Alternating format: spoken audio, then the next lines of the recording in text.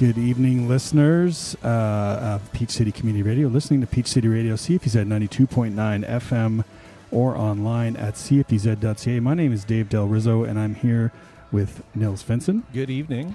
And we are live, breaking into your regularly scheduled programming with a special broadcast of the Penticton Chamber of Commerce Forum, which is taking place at the Seniors Drop-In Center down on South Main Street, and we're live at the facility here, where the room has filled up with close to 250 members of the business community in Penticton for this business-focused all-candidates forum for the 2022 City of Penticton Municipal Election.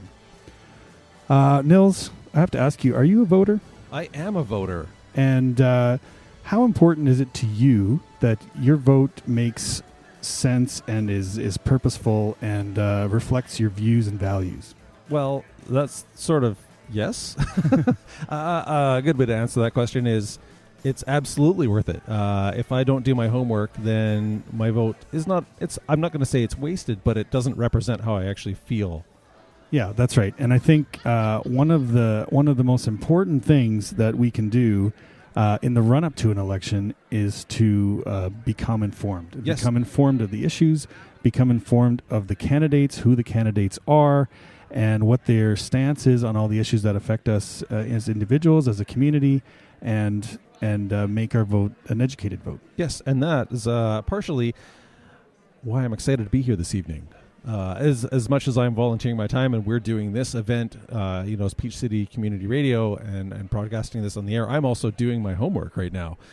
So it's pretty good turnout so far. We're just looking at, we're up here at the stage at the Penticton Seniors Drop-In Center, and it's almost a full house. I would say it's pretty close to a full house. Now, I think this forum is organized, as I mentioned, by the Penticton Chamber of Commerce, and I think that the folks in attendance here have pre-registered to be here, and our leaders and participants in the business community here, because this is, I'll remind everyone again, this is a business-focused forum. Now, there are likely to be other forums, and Peach City Radio may or may not be broadcasting those forums. So I encourage you to look around for the forums that are going to inform the questions on the issues that you have as individuals, as listeners, and seek them out and try to attend as best you can, or at least try to do some reading in the papers or wherever you can find information about the various candidates in the election. But this is a business-focused forum, so if you're disappointed at the end of the day by some of the questions that you hear didn't address the issues that you're particularly passionate about, then you're going to need to look and seek out forums in other venues to get the answers that you're looking for. You got it? Exactly. So it's chatting with not the organizer, Terry. The moderator? The moderator, yes. Just chatting with them earlier. It sounds like they're getting ready to go here. Things are going to commence at 6:30 on the dot. And right now we're just leading up. It's got just a few minutes to go. I just had a little chat with them a second ago. They've let us do this, and then we're going to go turn the microphones on. I'll be right back. It looks like they're asking to have the room microphones turned on. So we're just going to discuss briefly the format of this, and I think the moderator, who is Jonathan McGraw, is going to give a rundown to the room as to how things are going to work. But essentially what's going to happen is that the candidates will all be welcomed, introduced, and then the mayor and council candidates will each have 2.5 minutes to answer a question that is selected randomly for them out of questions that have been pre-submitted to the Chamber of Commerce in the run-up to this forum. Then there will be a short break, and after the break, we'll be introduced to the school trustee candidates, who will have 1.5 minutes to introduce themselves. And following that, there will be another round of questions for each of the mayor and councillor candidates, where they will have 2 minutes to answer a second question. And Nils is just turning on the room mic, and we're going to get started shortly here. But I'd like to thank the Penticton Chamber of Commerce on behalf of Peach City Radio for inviting us to participate and broadcast. And I think it's a great thing that we're able to provide this service so that you at home can, who potentially can't be here or for whatever reason you can't be here in person, to be able to hear what's going on, to be able to hear the candidates speak, and then also we'll provide this as a recording in the coming days, so that even if you can't listen live, you can download the recording and listen to it at your leisure at home. Okay. So, Nils, have you turned the room mics on? Yeah, so the room mics are on now. I'm just going to go let everybody know down on the stage so they can get things started. Okay. And so I'd like to, on behalf of the Chamber of Commerce, I'd like to thank the Association of Interior Realtors, Enchanted Florists, and BC Fruit Growers for their support of the Chamber and local business community sponsoring this forum, as well as Peach City Radio, who is here providing the broadcast and recording of the event, and which will be distributed via our website, cfuz.ca, after the event is completed. Give us a couple of days. But yeah, so I encourage everyone to make sure you're educated on the issues, make sure you're educated about the candidates, and make sure you are ready to vote on election day. Maybe I'll just give a brief rundown about the rules here. Each councillor will have the opportunity to answer 2 questions. My understanding is the questions were submitted prior to the event to the Chamber, and they were chosen, and then they will be selected randomly and assigned to each candidate randomly. The order of speaking was determined randomly, and there will be a timekeeper who will keep track of time to make sure that everyone has enough time and the same amount of time to address the issues that they've been asked. Just give a quick rundown of those who are in attendance here. For school trustee candidates, we have Barb Shepard, Shelley Clark, Lynn Kelsey, Tracy Van Rays, James Polanio, and Kate Hansen. And then our mayor and council candidates. I'll let Mr. McGraw, who our moderator is, let you know about that. And here we'll turn it over to him now. Candidate forum. So this is amazing. Thank you very much for coming out this evening. I'd like to welcome all of our candidates here today. We have our school district trustee candidates here as well. They will have an opportunity a little bit later on just to introduce themselves.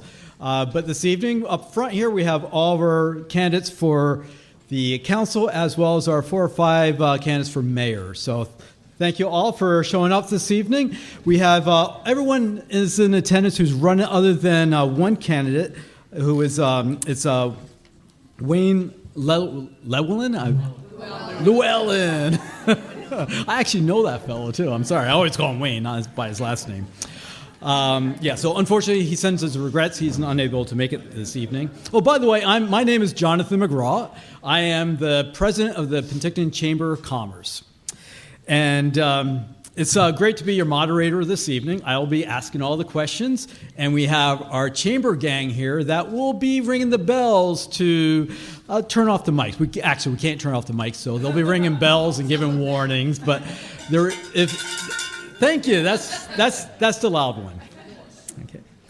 So this evening, we have, before we get started, I'd like to acknowledge that we are gathered on the traditional, ancestral, and unceded territory of the Okanagan people.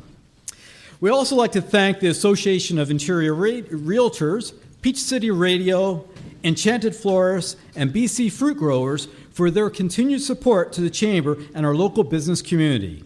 Their sponsorship helps the Chamber host events like this. And quite honestly, the Chamber relies on sponsorship for all of our events. So all those who over the past have sponsored us and will in the future, thank you so much. But tonight we really appreciate everything that our evening sponsors, being the Interior Real Estate Association, Peach City Radio, Enchanted Florists, and BC Fruit Growers are providing tonight. We'd also like to welcome our guests who are joining us virtually. Yes, we are virtually via Peach City Radio. That's on 92.9 FM. So that's already started. So you can listen to this live stream as well. If you want to watch it live stream and you're hearing this, you can go to Z.ca. So that's CFUZ.ca if you want to watch it live stream. Or if you want to do it here as well, go ahead and turn on your iPhone. Little housekeeping items. You'll notice that emergency exits, there's one in the back, and there's one right here. We likely won't have to use those. Let's hope not. Everyone put your cigarettes out. The washrooms are right there, right where that fellow's passing by, right there. Yes. Thank you. And we also have some water, so I maybe should mention the water's there, and then the washrooms are over there. So also the Penticton Senior Drop-In Center, where are you? If there's anyone here right now, thank you so much for allowing us to use your venue tonight and setting everything up for us. And once again, thank you candidates, and thank everyone here for joining us. So let's go into the most important stuff, the rules and regulations. I like talking about rules and regulation as I am an auditor. Each mayoral candidate and councilor candidate will have the opportunity to answer 2 questions this evening. They are business-related questions because we are the Penticton Chamber of Commerce and we represent the business community. So these questions have been submitted in advance to the Chamber Board and the members of our community, from the board and the members of our community. The order of speaking was determined by an electronic randomizer and provided to the candidates in advance, so they know their order that they're going to be answering, but they do not know what questions they're going to be answering. So the timekeeper, can I have a hand up for my timekeepers here? They're up front. The timekeepers will keep track of the time and will hold up a yellow card when there are 20 seconds remaining, and a red card when the time's up. You'll also hear a small bell, a quiet one. And if you don't stop talking by then, you get the big one. And then we have Dale over there who will assist you off the podium. So the moderator, that being me, I have the final jurisdiction in all matters. This is the only once in a year that I actually have final say in all matters. Otherwise, it's my wife. So the moderator, being me, will be able to ask the questions. I will pull the number, the question number. All the questions have been pre-numbered, and I will pull the number, to the corresponding question. Okay, it's pretty straightforward. So the first round, we're going to have 2 rounds this evening's agenda. First round, the candidates will have 2.5 minutes. In that 2.5 minutes, they have to introduce themselves as well as answer the question. Then we'll have a break, because we'll need a break by then. And after we come back from break, the school district trustees will have an opportunity to introduce themselves, and then we'll continue on round 2 with our questions to the candidates up front. And at that point, they'll have 1 question, they'll have 2 minutes to answer it. And then after that, depending on the time, if we have enough time remaining before we are evicted from the hall, we'll have a little opportunity for you to meet the candidates, chat with them, and ask them any other questions that you may have that may not have been answered this evening. Okay? So shall we get going? Okay. So we will start with Helena Conans. I win. Okay. Oh, the time starts after I read the question. And I stand here. Yeah. So your question, is that a 6 or is this a 6 or a 9? That's a 6 at the line range. Okay. Well, you never know. Question number 6 will be your question. And I will give you the question, then you can introduce yourself and respond to the question. So housing is a critical issue in Penticton. Businesses are challenged when they want to hire someone who needs to relocate and they can't find suitable housing. What are your parameters when deciding to vote for or against a new development? Well, hi, everybody. So glad to see you here, and I'm so happy this isn't on Zoom. That's all I can say. So we're really blessed today to be all here today in person. So I'm Helena Conans, and just a short couple things about myself. You might recognize me because I was on City Council from 2011 to 2018. And I've owned a business with my family. My husband's in the crowd somewhere here, Okanagan Chiropractic Center for the last 27 years. So we're really involved in the community. I'm a former professional tennis player. I'm very involved in business. As many of you know, I used to work for Nike before I moved to Penticton, and then we've owned our small business. I have an undergraduate degree from UCLA and a graduate degree I got in 2018 from UBC Okanagan. But I thought, and I'm also very involved with the Chamber. I've been volunteering with the Chamber for the last few years and also with Rotary. So housing, I think we need to address this as a very, very important question, because we all know there's a crisis here in Penticton with housing. There isn't enough of it, and what there is just not filling. There's a lot of gaps missing, a lot of levels of housing that aren't available. And as someone just motioned here, it can be very, very expensive. So we know that there's a lack of housing, there's a limited housing amount, which supply and demand says that it's going to drive up housing costs. So what I look at when a development comes forward, and I had a lot of experience with this while I was on council from 2011 to 2018, is that, first of all, I know there's a need, there's a serious need. And I know that people throughout this community are hoping that council will make the right decisions and approve smart builds. But I also look at what is good for the community, what is good for the neighborhood. But I do want to say that not everyone who shows up to the council meeting are people that can show up, that have a voice. So I go out and I found out from the community whether this development is good for the community or not just who shows up for the council meeting itself. Thank you so Helena. much, everyone. Thank you very much.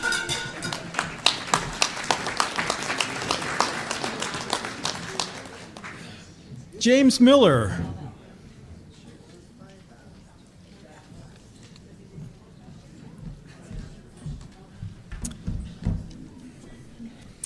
So there's been a call, this is question number 5, there's been a call to expand the community camera program beyond the downtown core. What are your thoughts about this? Good evening, everyone. I'm James Miller. For those of you who haven't met me, I've been a print journalist for 35 years, and I'm one of 2 working active journalists who are in municipal government here in British Columbia. Thank you very, very much to the Chamber for organizing this, because I'm not doing one this year, so I do appreciate, and I appreciate everyone coming out, and thank you to all the fellow candidates for putting their names in. It's great to see young people, a lot of diversity, and some veterans on council, so thank you very much. I ran and won the 2021 by-election. Wasn't something I had on my radar, but decided to give it a whirl. And what I want to stress is Mayor John, Frank, Katie, Campbell, Judy, Julius. I was aware with a by-election who I'd be working with, and these were people that I did want to work with, and I do not regret that. I think we've all done a pretty good job. Can we do better? Absolutely, and we always are willing. But this was a team that I'm proud to be part of, and I'm proud that I joined it, and do not regret that for a moment. To answer your question, cameras in the downtown, absolutely. I believe that they're effective. Council did support that program to the tune of a $40,000 grant. Cameras do work. One can argue that they're not accessible evidence in a court of law, but I really do believe that they're a deterrent. If it comes back before council, yes, I will be glad to support that. I'm James Miller, and I hope you consider voting for me on October 15th. Thanks for listening. Shannon Stewart. And your question's number 19. Number 19? 19. How could that be 19? I only had 17, so I don't think that's fair. This is not correct. Is that... Can I have that bell, please? Okay. We don't have 18 and 19 and 20 will be omitted. Okay. I vote Number for 3. that. Question number 3. Number 3. Should it be mandatory for new accommodators, vacation rental businesses, to generate staff housing as part of their business model in Penticton, especially if Penticton is not their primary residence? Thank you. So, Shannon Stewart, running for City Council, probably as much of a surprise to me as it is to you. Honestly, relatively new venture. 6 months ago, even maybe 3 months ago, had you asked Jason, Rainen, or myself if we were interested in the political realm, we likely would have said no. We're both very invested in the community, as evidenced by our engagement with a Facebook group called Clean Streets Penticton, and that's kind of been our venue or stock and trade. Over and above that, I definitely have been an active community member. I'm a mom, grandma, have worked for all of the nonprofits in town. I think probably over the last 30 years as a clinical social worker. I got my BSW and MSW through UBCO in Kelowna. Currently work for one of the larger organizations, Interior Health. Have also worked for the school district. Have had some experience with small business as well, and my son owns Advanced Therapies massage clinic, so is a downtown small business owner and has a lot of investment in this community. I've raised my kids here. This is where our heart is, and we have a strong commitment and connection to supporting the community as a whole. With regard to accommodation period across the board, regardless of whether it's for vacation rentals or otherwise, it's a serious problem, and it needs to be addressed collectively, communally, I think. What I can bring to the table is a commitment to collaboration, to consulting with the stakeholders and with the people who are best and most well-versed in this area. I think that there needs to be consideration at all levels, so you need to consult with not just the providers of those accommodations, but also with the people who are employing the tourism employees and having difficulty in attracting them because of our lack of housing. Thank you. There are initiatives to look at funding that and working with the developers, and I think that there is a strong capacity if we commit to community engagement and actually just listening rather than coming to the table as experts, because you guys who live in the community hold that power and hold that. Thank you.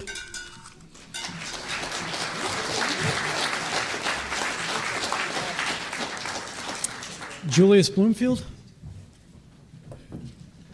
And I will mention that Julius Bloomfield is running for mayor. I will indicate who is running for mayor because there's not many of them. Otherwise, we're all council members or council candidates.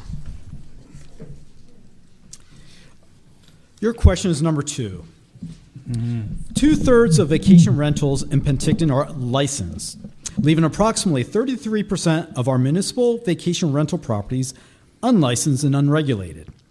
There is significant revenue which remains uncollected in lost licensing fees to vacation rentals, which could help fund increased resources and programs to oversee improved regulations. What changes will you recommend, if any, to address the challenges with Airbnb or short-term rentals? Thank you, Jonathan. Thank you for the question. Hello, everybody. And here we are again. I remember being here 4 years ago. And it's great to see everybody. And you've got some very difficult choices to make. I think we're looking at the slate of candidates tonight. My name is Julius Bloomfield. I'm running for the position of mayor, as you heard. And I'm running because I think the future of Penticton has some serious challenges and significant pressures, both with crime, community safety, affordable housing, housing in general, development, the economy and how to deal with inflation, and the obvious effects of climate change. And what I bring to the table is I think that we need a steady hand at the helm over the next 4 years, and I bring a commitment that these issues are going to be dealt with in a calm, thoughtful, and moderate manner. I believe that I bring that quality to the table. So, vacation rentals. Well, this is a big issue, and actually, we did have a report on vacation rentals that came from staff to council at a very recent meeting, and the staff recommendation was no action, but actually, the council, we decided that action was needed and that we needed a report on vacation rentals and the effect that it has on the housing stock in the city. We are particularly concerned, the council is particularly concerned about the number of unlicensed vacation rentals. and the effect of vacation rentals generally on first-time home buyers. And I can tell you that as a realtor in this city, that over the past couple of years I've seen many instances where first-time buyers or young buyers have tried to get in on the market and been outbid by people who are looking to set up vacation rentals in houses. So how do we deal with that? There are ways to deal with it. We could do restrictions on how they're operated, such as in Summerland, or we could do a restriction on the number of vacation rentals in the city. Personally, I think maybe restricting the number of vacation rentals and making sure they're all licensed, that's probably the easiest way to go from a governance point of view. So I'd leave it at that. Thank you.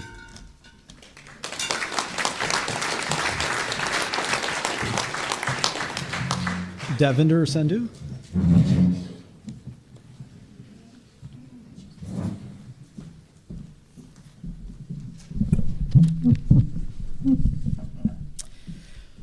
So question number 4.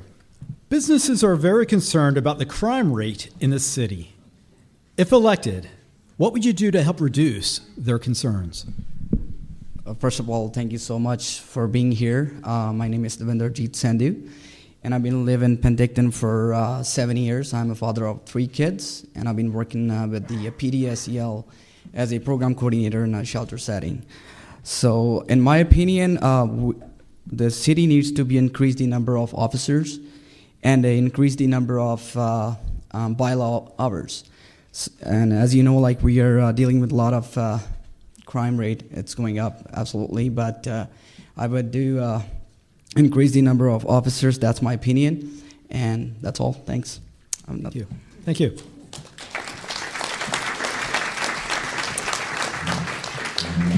Katie Robinson.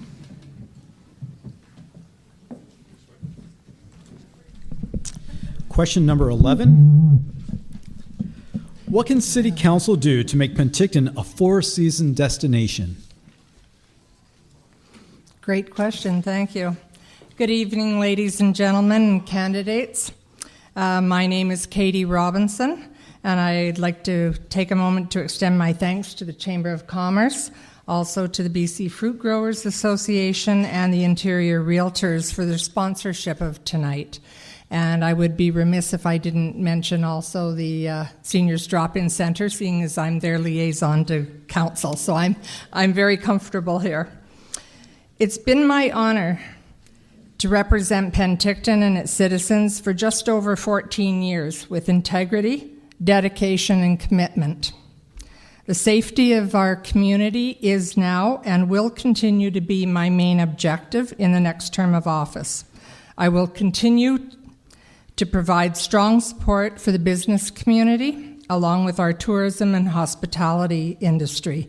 As always, promoting Penticton, the unique city that we all call home.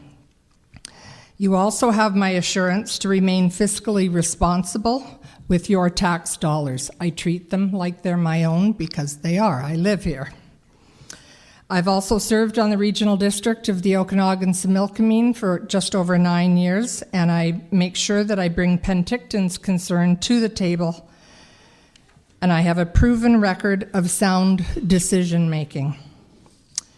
Now, what can City Council do to make Penticton a 4-season destination? This is how I got into politics. I was the Peach Festival director for 2 years, and found it amazing that a volunteer organization had no budget and had to go to council to ask for money. So that was my introduction.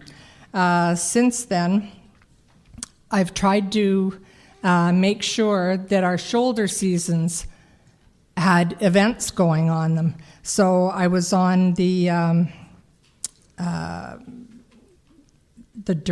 directorship of Oktoberfest Festival and also the Spring Wine Festival. So those are all events that I had a personal hand in bringing to town for the shoulder season that is so critical for our 4 seasons. I am asking for your continued support on October 15th, and I hope that you'll vote for positive experience.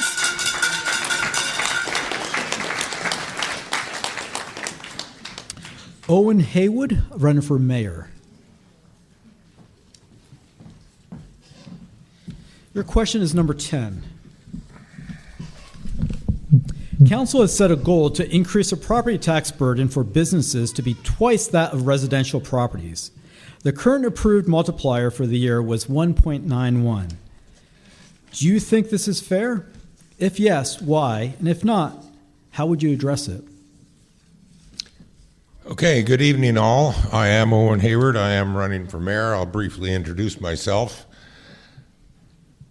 I'm a married father of 3 young adults who are establishing careers in tourism, healthcare, and trades. I'm a semi-retired curling ice maker and preceded by work in trades, transportation, and education. I'm a Simon Fraser University grad. I'm a homeowner in Penticton for 11 years, and I've lived in all Western provinces and worked on 4 continents. My wife and I chose Penticton as our eventual retirement home. I have closely followed local issues for 12 years. I'm an everyday common Pentictonite. Penticton is one of the best places in Canada to live. The past 2 councils have inspired me to run for mayor. We need some common sense leadership at City Hall. We need to get Penticton back to being the most pleasant place to live in Canada. For ourselves, our young families, our businesses, our workers, and our visitors. I have no ties to the old or new business community, developers, or corporations. My goal is to represent the people of Penticton by making common sense decisions that benefit us all. So question 10, property tax burden for businesses. I'm not a business expert. I'm a big believer in small business in particular. I'm aware that in the modern economy in Canada, small business is the biggest job creator. So I believe it's important that we support businesses, big and small, particularly in Penticton, for the living wage employment that they can provide.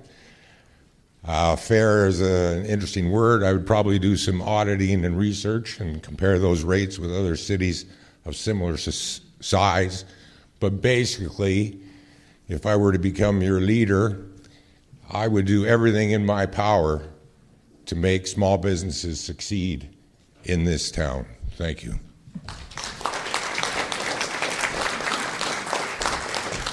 Amelia Volpe.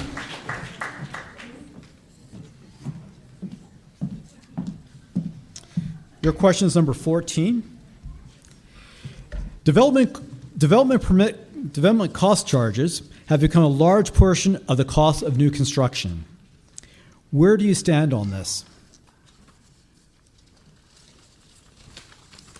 Good evening, everyone. My name is Amelia Boltby. Thank you so much for having me here tonight. I'm very proud to be running to be one of Penticton's next city councilors.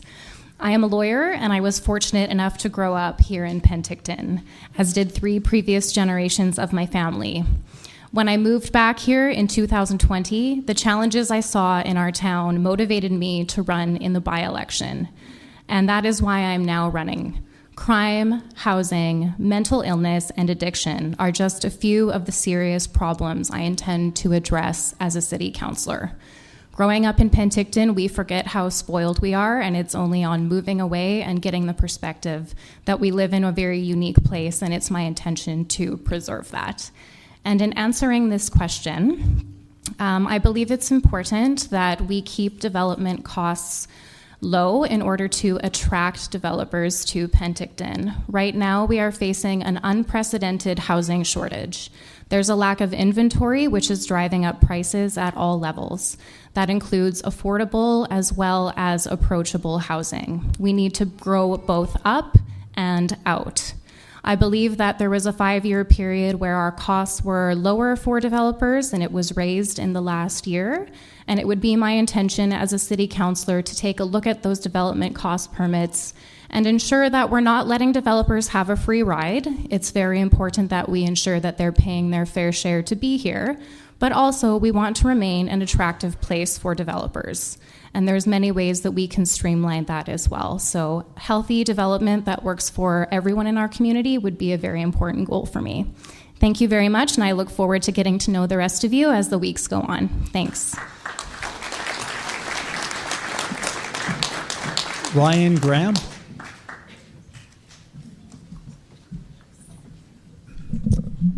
Your question's number 9. How will you encourage community acceptance of new business development from out of province?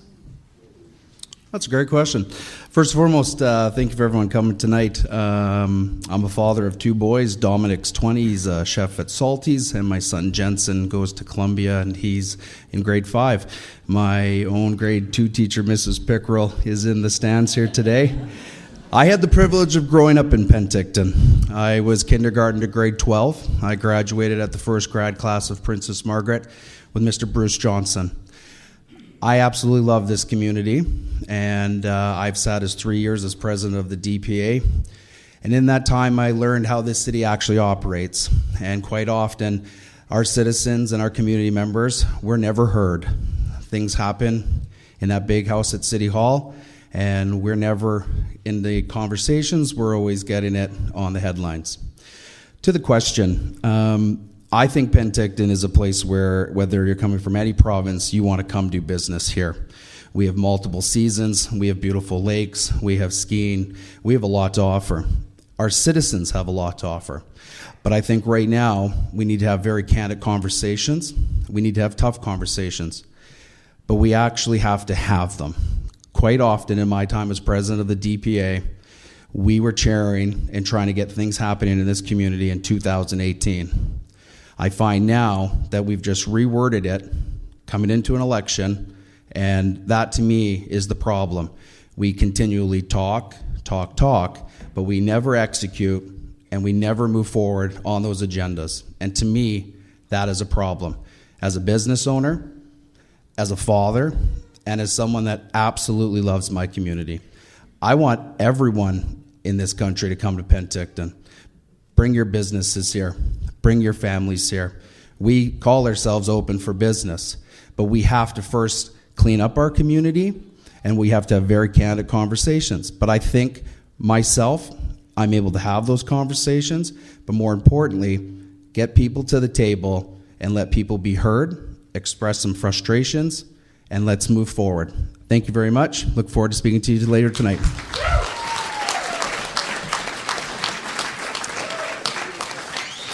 Katie O'Kell. Katie, your question is number 8. How do you see City Council impacting the attraction and retention of new business? Thanks so much. So I'm Katie O'Kell. I originally grew up in Toronto and moved out here temporarily for 9 months about 11 years ago. Fell in love with the city, as many of us do, and decided to stay. In my past life, I was a scientist working in a biomedical research lab, and I now work at a successful winery in Naramata where I help my mom run her business. I am delighted to be standing in front of you as a candidate for City Council. I ran in the by-election, which was a phenomenal experience, and I'm really excited to make some positive changes for Penticton. So to answer your question on attracting and retaining new businesses, small businesses have a significantly higher tax burden than residents of Penticton. There are numerous encumbering taxes, fees, and regulations, which make starting a business in Penticton unattractive. I think it's crucial that the city takes steps to alleviate some of these hurdles to make it easier for small businesses to both start and thrive. The city also needs to do an overhaul of how we handle parking downtown. When I worked downtown, it was almost impossible for me to park my car while I worked. I'm fortunate that most days I could walk to work, but not everyone has that luxury. This is another staffing hurdle that just makes it harder for small businesses to keep and retain their staff. Finally, our lack of affordable housing is a huge deterrent to new businesses. If you can't find staff, you can't have a business. We need to address this issue as soon as possible and explore all avenues to alleviate this pressure. We need more apartments, we need more condos, and we need more single-family homes. I think it's time that we start looking at every single creative solution so that we can provide housing for all of our citizens. Thank you.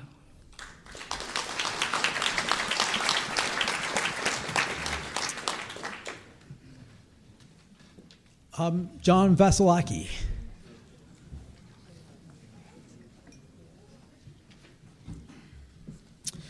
Your question is number 1. I figured as much. Okay. Okay, this is a long question. I'm going to Okay. modify it a bit because it's very long. It is challenging for entry-level employees to relocate to Penticton, which may be one of the largest impediments to growth in the region, in our city. Affordable staff housing is critical to sustaining human resource levels necessary to make Penticton business flourish. What steps can the City of Penticton take to assist the local businesses in hospitality, including tourism and manufacturing? How can you help them with much needed housing? Okay, thank you very much. Good evening, everyone. It's always a pleasure to be before a crowd of business people. I've been in business for 55 years, so I know how everyone here feels. Again, my name is John Vasilaki, and I'm running for re-election for your mayor. I immigrated as a young boy from Greece in 1956, and I immediately learned to be productive and to persevere. As a businessman, I operated many businesses in the hospitality industry, as a matter of fact, 8 of them altogether. I was elected to City Council for 4 consecutive terms and have completed 1 4-year term as your mayor. The citizens of Penticton, many of you are here, are like my second family, as I've lived here for 66 years, and I know most of you personally. My campaign is very simple. We need to maintain a positive momentum, diligently plan the work, and work the plan. Well-maintained growth, creating zoning bylaws to support affordable housing.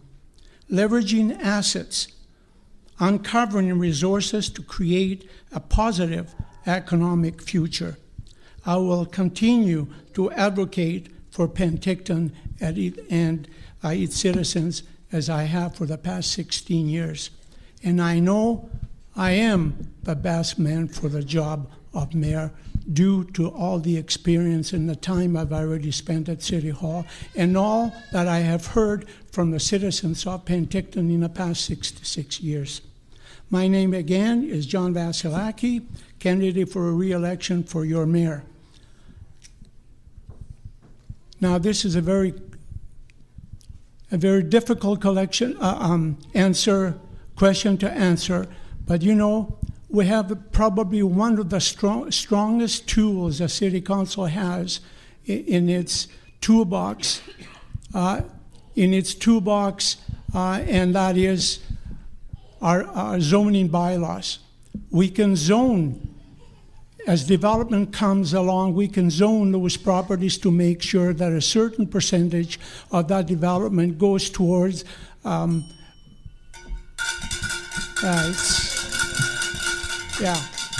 it's a long question to answer. Okay, thank you very much. Thank you. Campbell Watt, your question is going to be number 12.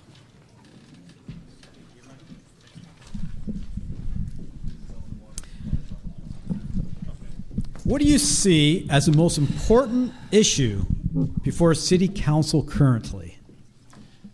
Thank you, Jonathan. Thank you to everybody who showed up tonight. Thanks for the Chamber for putting this on. What a hard question to answer. I've been on City Council now for 8 years, and I don't think you... Oh, I'm sorry.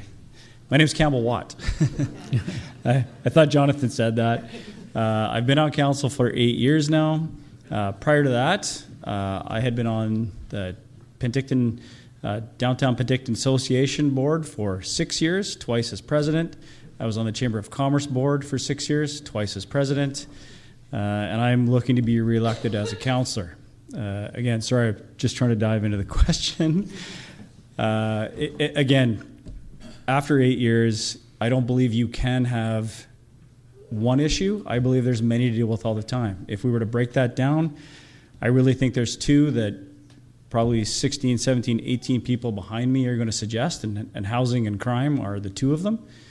I really don't think that any of them are going to be solved overnight, but I think with the right plan in place and the right measures, we can mitigate all of them and make Penticton a better place to live. And that's, I think, what we're all striving for. So I certainly thank all of the people who have taken the time to run for this campaign, mayors and councillors. I thank the Chamber for the time of putting this together, and all of you for coming out and supporting. This is a big moment in our future, and I hope that we all see what's going to happen as far as putting together the right group of people. Thank you. Nicholas Kruger.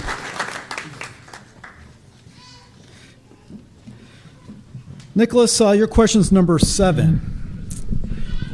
What is your position on the construction of bike lanes and the impact it has on businesses along the route? Whoa, wow. Thank you. That's the question I wanted. White and Chai Squeeze Chilks. My name is Nicholas Kruger. My Okanagan name is Chilks. That's how I said I'm the first PIB member to run for council.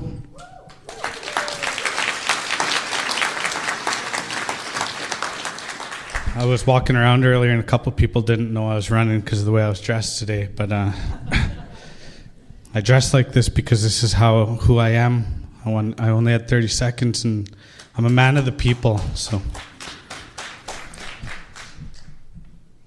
when we talk about the bike lanes, it's a very, very, very complex question, and I looked at the bike score and the walk score. That it's a way of gauging how what the city depends on, whether it depends on its car reliant or walk reliant or bike reliant. The city was definitely in need of a bike lane.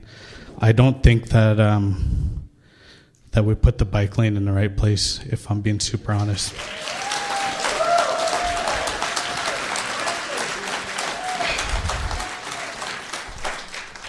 I don't know if there's much that we can do about it. And there's going to be a lot of research done on that bike lane if I get in. I can promise you that much. So if we can't move it, we got to do something to make it better. It's for sure affecting some of the businesses, some of the local traffic, and I don't think it's being used as much as it should be, and I don't know if we need to promote it more or if we just need to do the research to figure out if we need to relocate it or find a much, much better way. This is an issue that cannot be answered in 2 minutes. For sure, we're going to have to look at the logistics and get people down there and take some stats and just talk to the people. I think this is a question that we need to bring back to the people, so thank you.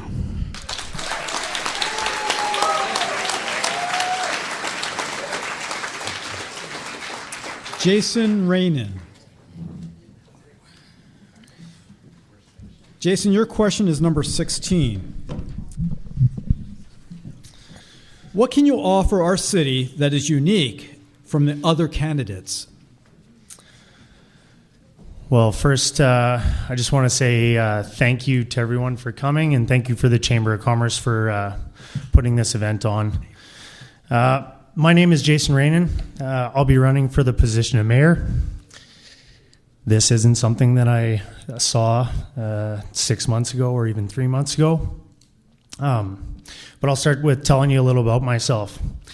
I'm born and raised in Penticton. I'm a devoted father and a devoted husband. I have 3 children. One of them's in the back running around making noise. Not screaming, which is really good. I own and operate 2 businesses in Penticton, Minute Muffler and Brake and Beach City CrossFit. I'm a passionate individual who is transparent, and I'm authentic. I'm a person who will do anything in my power to bring the city back to the beautiful place it once was. When my father, rest in peace, first moved us here in 1984, he told me this is the place I want to raise my children. Sorry. The most beautiful place in the world. Well, this is why I'm here. because I want to see Penticton return to the place we all love and call home.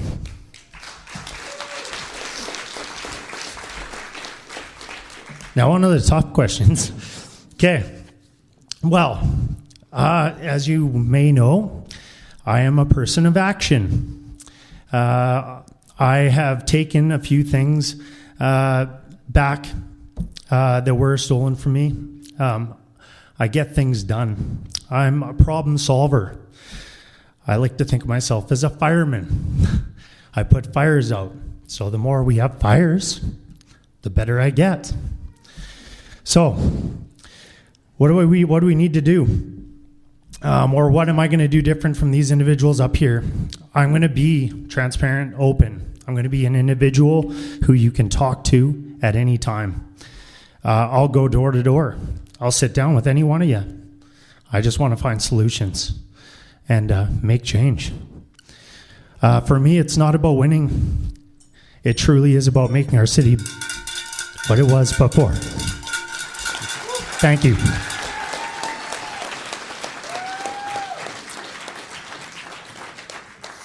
Frank Rieger, you're next. Your question is number 15.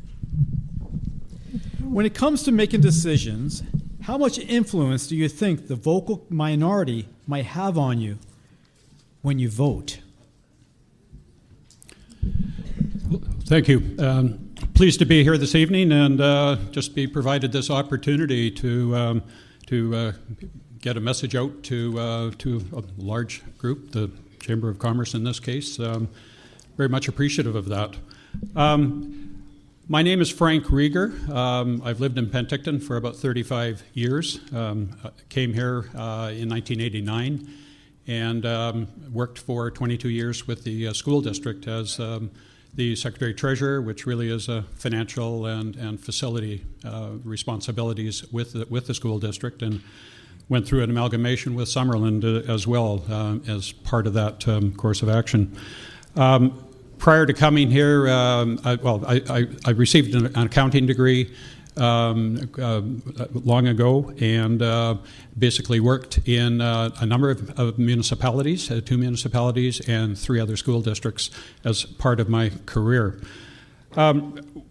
When I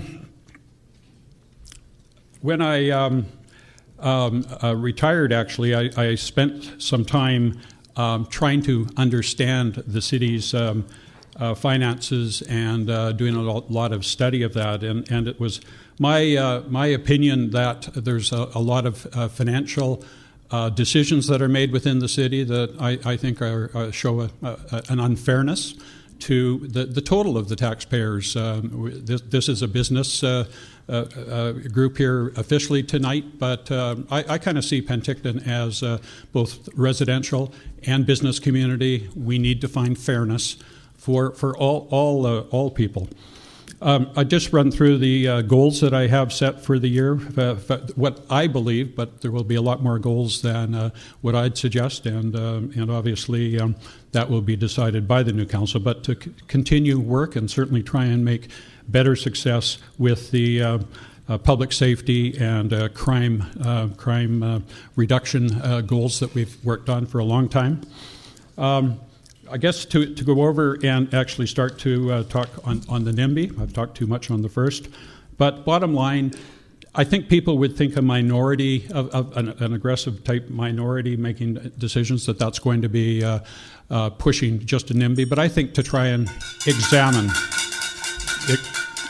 what the issues are. Thank you. Andrew Jacobite.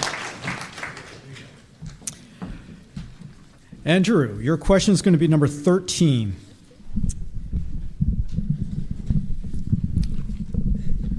This is a short question, but it's a tough question. Why should small business owners support you? Hang on. Oh. That's the star nut right here. Hang this guy up. There you go. Okay, I'll ask that one again. Why should small business owners support you? Thank you.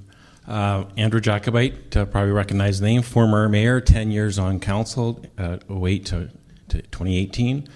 A business owner. The Groove Yard is, like, I think one of our iconic record stores or iconic stores in Penticton that's been around 32 years. I have a video production company as well.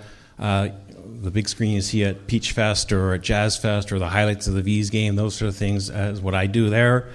I've lived in Penticton for 31 years, volunteering, being involved probably for 29 of those years. First with minor hockey, and to this date, I'm still on the board of directors with provincially the BC Hockey. I was president of the Downtown Penticton Association, where we championed to get the community market going and 1 hour free parking. And currently, I'm on the board of directors with South Okanagan Immigrant Community Services, and the organizer of the Real Peach Fest Film Festival, and just happened here the Canucks Youngsters Classic. And my platform is quite simple: just experience leadership to rebuild a safe and vibrant Penticton. And to the question I started answering, why business owners should support me, I think being in business for 32 years, being involved in the community for 29 of those years, I think gives you a unique perspective. Having that experience on council also, during my tenure, you got to see the good and bad, the ugly, and certainly having 4 years to reflect on what I've learned from that, what I can take to council, I think is a valuable tool that transcends not just business owners, but to the community. I think there is a steep learning curve with council, and not just to understand bureaucracy and how things work, but also to have the comfort and the confidence to speak your mind or ask the questions, right? And so often you see new people come to the board and they're not really engaged or quiet, and that's where someone's experience can be that mentor to kind of help them push them along, and that's, I think, what I can help bring to the table. I'm Andrew Jacobite. Thank you.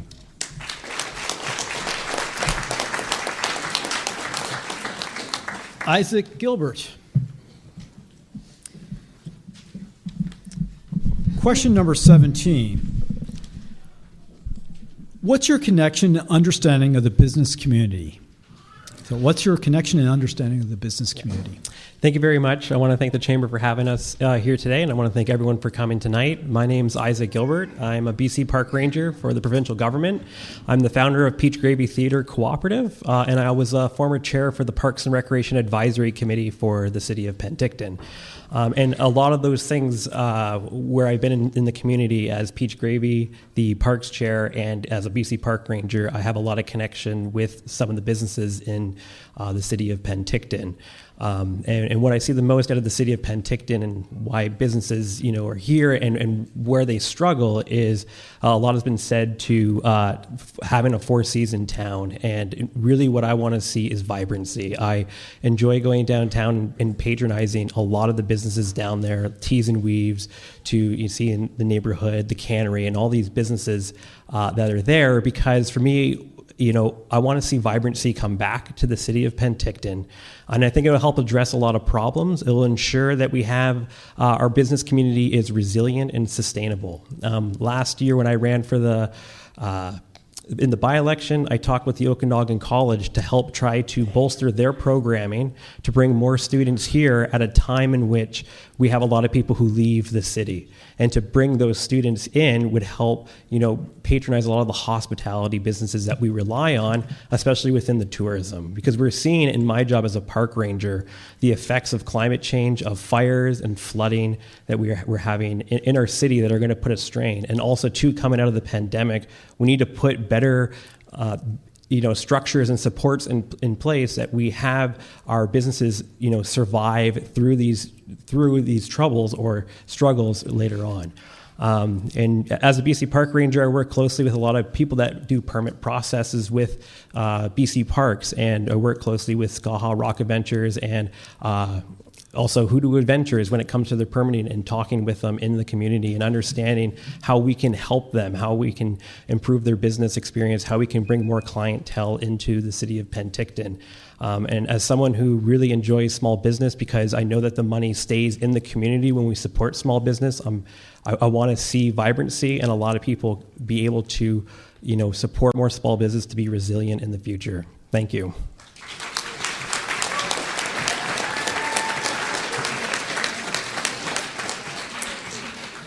Larry Schwarzenberger. Okay, now we're going to start recycling some of these questions again. Thank you. So, Larry, this is question number 10. Council has set a goal to increase the property tax burden for businesses to be twice that of residential properties. The current approved multiplier in 2021 was 1.91. Do you think this is fair? If yes, why? And if not, how would you address it? Thank you very much. And thank you all for coming out. I appreciate the opportunity, and thanks to the Chamber and the Senior Center for doing this. My name is Larry Schwarzenberger. I've lived in the Okanagan for 32 years, living in Oliver and now Penticton for the last 2+ years. My wife and I have 3 grown children and 7 wonderful grandchildren. I was honored to be elected as a councillor to the Oliver Town Council in 2013 and was re-elected twice after that.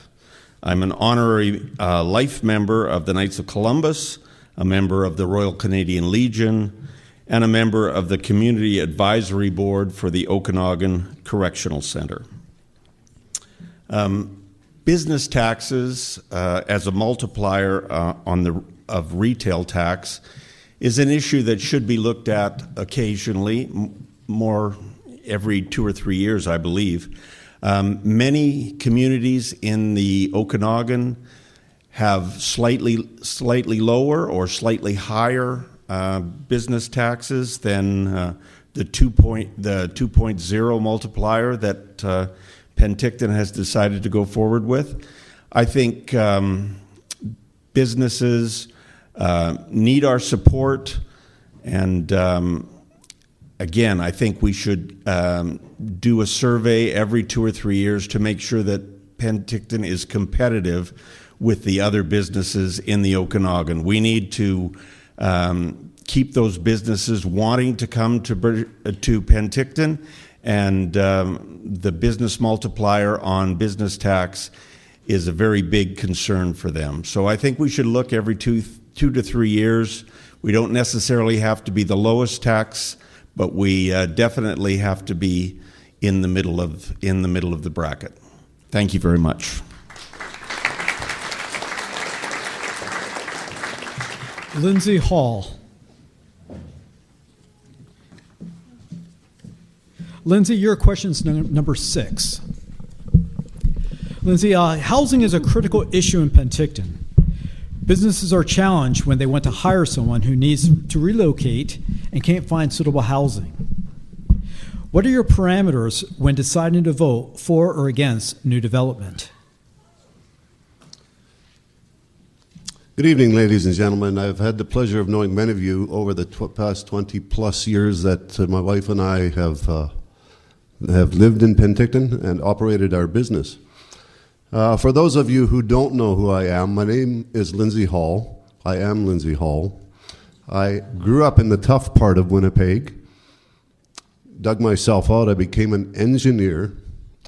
I'm a Cold War veteran, they say, because of my choice of career. And my wife and I, as I say, moved here 20 years ago from Penticton, or from Winnipeg, and we've run our successful business downtown in Penticton ever since. We've been married 30 years. She says, I'm still in training. The housing issue in Penticton is one that has been addressed to death. I can give my opinion, but I've spoken with many citizens over the years in Penticton and garnered ideas from them. See, this is why I'm running for council, because I speak to the public, I listen to the public, and I bring their concerns to City Council. Many of you recall when I campaigned to get a referendum on the prison issue, and many of you here voted on that in 2011. And so there again, my opinion was one thing. What I did was to secure the vote for you. The housing issue must be addressed. I've said to my senior friends in town for many years that you're like a pilot. And a pilot is worthless without a good ground crew. We need housing that is affordable for the younger families in this community in order to keep this community alive. We all grew up in communities that had a spectrum of age from birth to death, and this town is becoming too biased in one direction too quickly. I think the city as a whole could invest in developments of low-cost housing, which would be recouped over time, as opposed to many projects that are simply a loss of monies. There again, that's my opinion, but we must listen to the citizens. Thank you.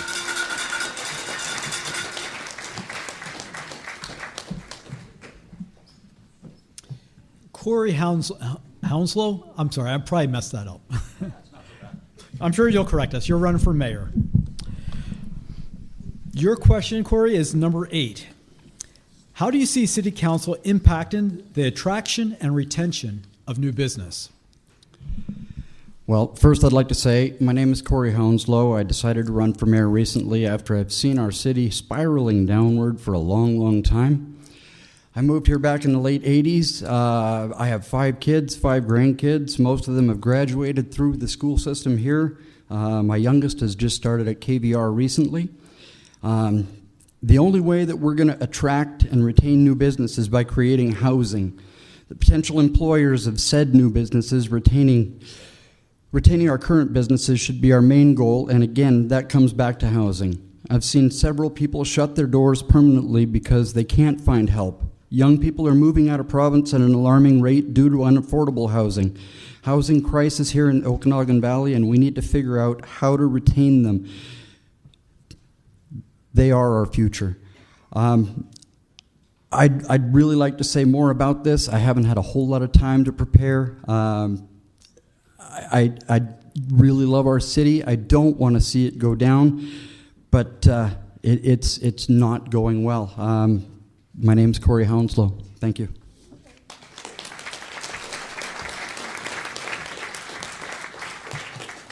Well, guess what? That brings us to our intermission. I've always wanted to say that. We're doing really well on time, so we're going to take a little bit extra time on our break. We'll give 10 minutes. We'll resume in 10 minutes, and 1 minute prior we'll ring the gong, the cowbell. We need more cowbell. You're doing a good job.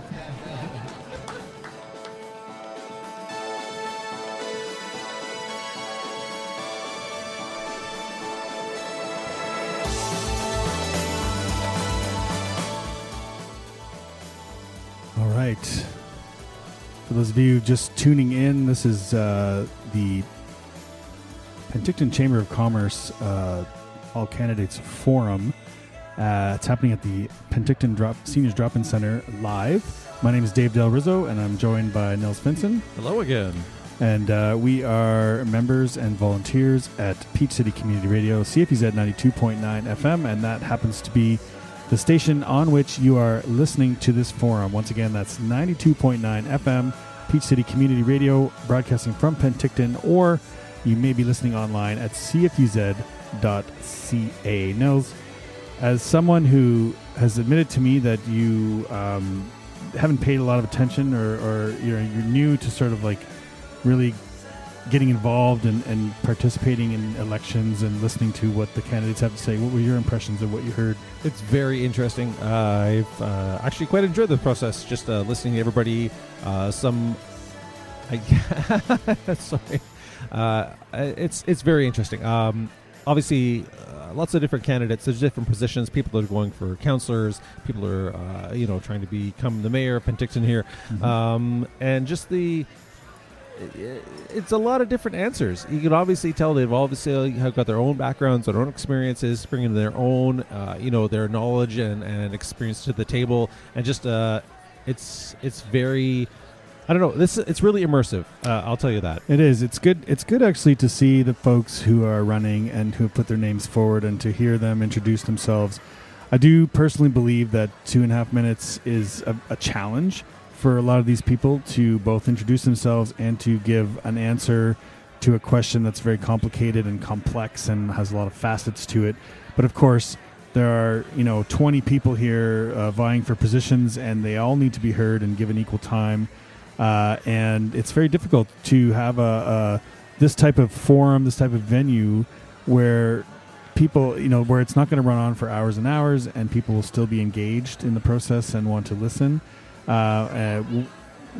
and give people, a lot more time to speak. It's quite a difficult and challenging thing. I agree. You could definitely tell with some of the responses that some of them are very well thought out and articulated, but the answer wasn't simple.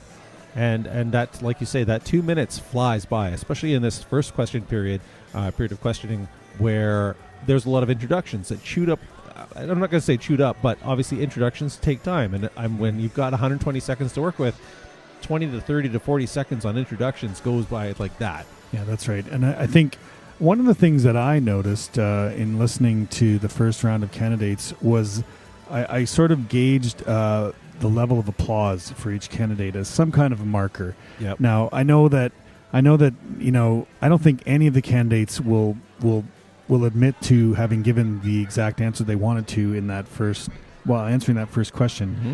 But it was clear to me that, at least my impression, and I don't have a sound meter, and this is all very subjective, but I felt like most of the loudest applause went to candidates who were relatively new and not to incumbents, to folks that were younger and who expressed themselves very clearly and confidently, I felt, and that's where I heard the most applause coming back, which was a little bit of a surprise to me. It's interesting that you observed that, because I observed the same thing. We haven't actually talked about this at all, but I've just been sort of chatting with my wife back and forth during the session. She's also listening live on CFUZ.ca right now, and it seems like you could definitely tell there's some of the responses, some of the candidates, you can actually feel the passion in their responses, and you could actually the correlation between that, or at least my perceived, is the passion here in their answers, and then the response from the crowd is just like a one-to-one. It really felt that way. I think that if there was one issue which garnered the most verbal, I don't want to say outcry, but the most verbal reaction from the audience, it was the question regarding bike lanes, which was asked to Nicholas Kruger, who's running for council. And, to me, I'm not, he gave a good answer, I think, which was that, it needs to be looked at. He actually mentioned something which I didn't expect a lot of people to say, which was there's probably not much you can do about it now that the bike lane is installed. Mm-hmm. But what I really appreciated was that he committed to, researching it further and seeing what other alternatives there are. But I think it goes to show that that's a really hot button topic in this election. And I think that in other forums and other places where candidates will be asked questions by people one-on-one, my advice to candidates is better have a good answer for how to address people's concerns about the bike lane and its placement in front of businesses downtown, because that is a very, very controversial and hot topic issue that is going to be contested in this election, I think. Yeah, I had no idea that would garner so much attention just in this forum. I've personally used the bike lane. My youngest son and I have also ridden on the bike lane. It serves a purpose, right? Obviously, we need the downtown has historically been very car centric. That's templated across the country and the U.S. also, but the fact that we have a bike lane downtown now is actually it's way easier to get down. I'm personally a fan of bike lanes. I like that method of transportation, and yeah, it sort of caught me off guard when they brought that up, and just the applause. It's like, what?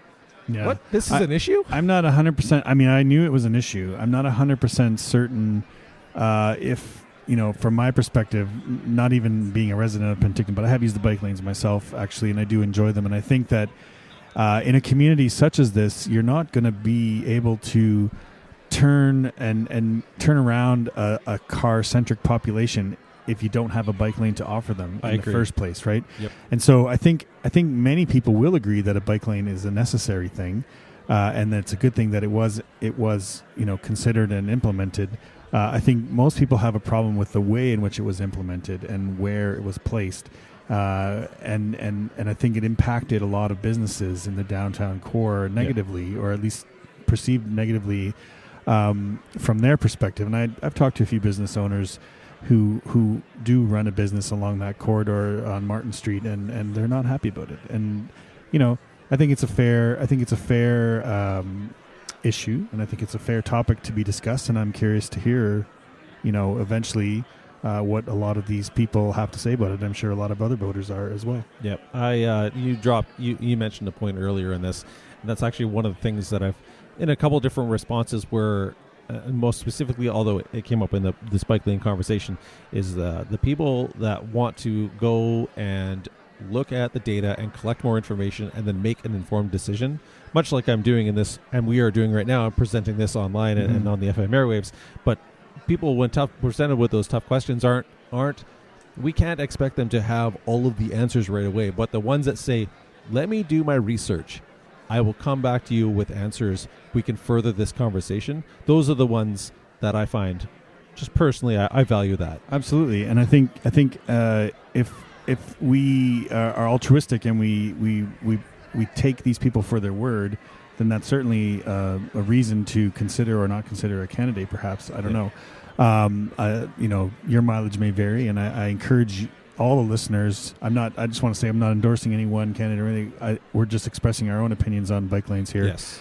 But I think it's incumbent upon all of us who are tuned in, who are not just tuned into this broadcast, not just tuned into the election in general, but tuned into the community. I think it's incumbent upon all of us to do our research, educate ourselves on all of these issues, not just the bike lane, but all of these issues. I mean, some great issues that came up today. I had no idea myself, not being a resident, not being a business person, proposed tax rates for businesses being double residential rates. One of the candidates brought up a good point, which was we need to do something about parking downtown. Downtown, it's fine to have a lot of businesses pop up and be successful, but if people can't get to those businesses, conveniently, if they can't, put their vehicle somewhere. I mean, yeah, sure, we're trying to make it so everybody can walk or make it so everybody can ride their bike, but there's other things. Bike crime is a hot topic. And so you can have a bike lane and you can encourage people to ride their bikes downtown, but if they can't safely leave their bike somewhere, then where are you? What have you gained? Yeah, it is very frustrating having dealt with some bike theft in my past. I don't wish it upon anyone. Yeah, and I guess all I'm trying to say is that the issues are complex, the job is complex, and I don't think that there is a silver bullet. I don't think there's any one candidate is going to solve all the problems. I don't think any one slate of candidates are going to solve all the problems. I think we just have to be patient, and we have to elect the right people with the right qualities who are going to be able to do the job. I agree. I totally agree. And this is a great forum to listen to. There's going to be other forums because these are very business-centered questions. But, yeah, it's... So you might need to turn the room mics on for them, as we can hear the cowbells in the distance, and they're preparing to start up again.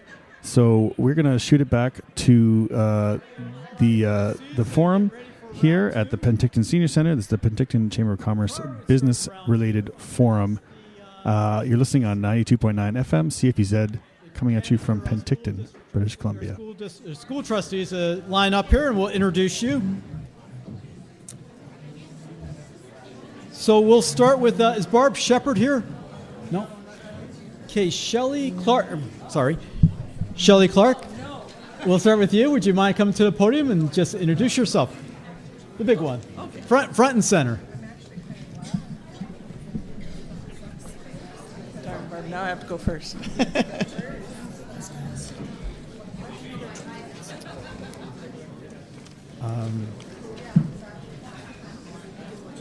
Let me see. I think it is 1.5.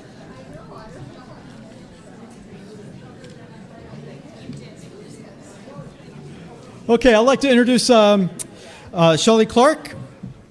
I ran for trustee, school district trustee. I am running for schools trustee. My name is Shelley Clark. I'm running for school trustee in our district, and I've been a school trustee for 15 years now. I've lived in Penticton for 31. I've raised 2 children here, and both have gone to school in Penticton.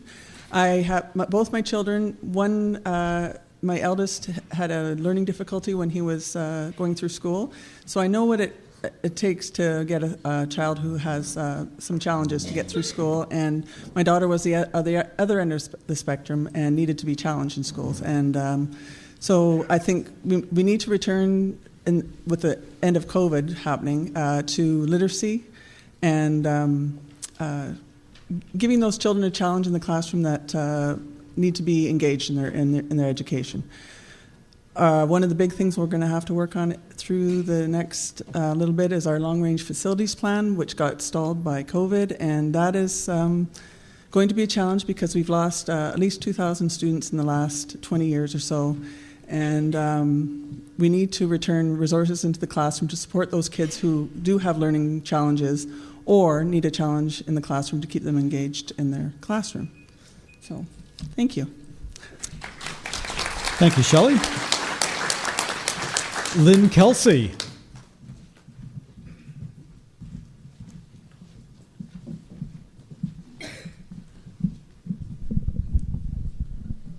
Thanks, Linda.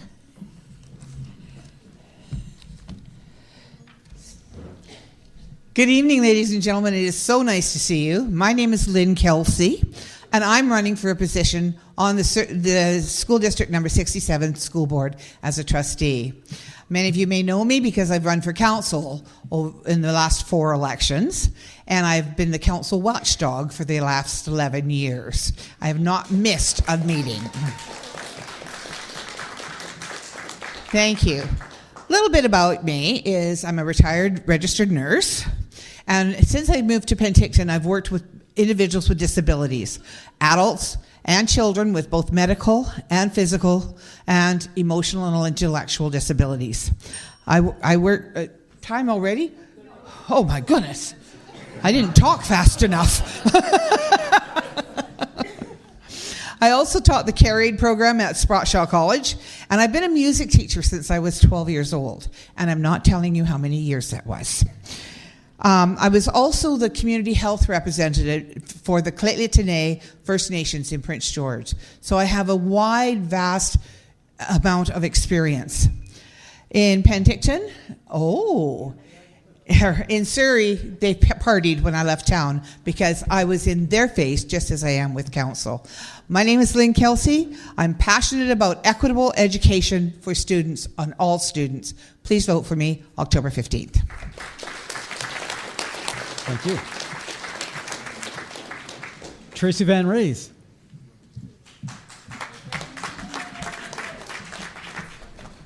Thank you.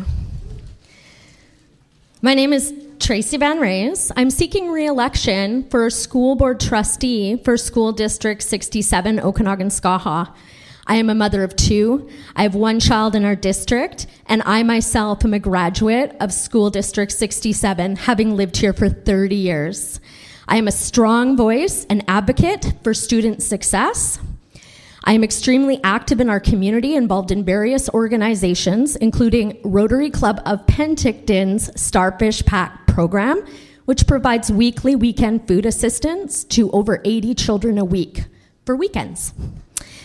I have a proven track record at the board table of effecting positive change, including better communication with stakeholders, fiscal transparency, and increased district morale. I was elected as the chair of the business committee for School District 67 by my peers for all 4 years of my term. In addition to the school board, I'm the marketing manager at Total Restoration. And from 2014 to 18, I was lead ambassador, followed by director and treasurer of the Chamber of Commerce. Thank you, and I hope I have your vote of confidence on October 15th. Thank you. James Polanio.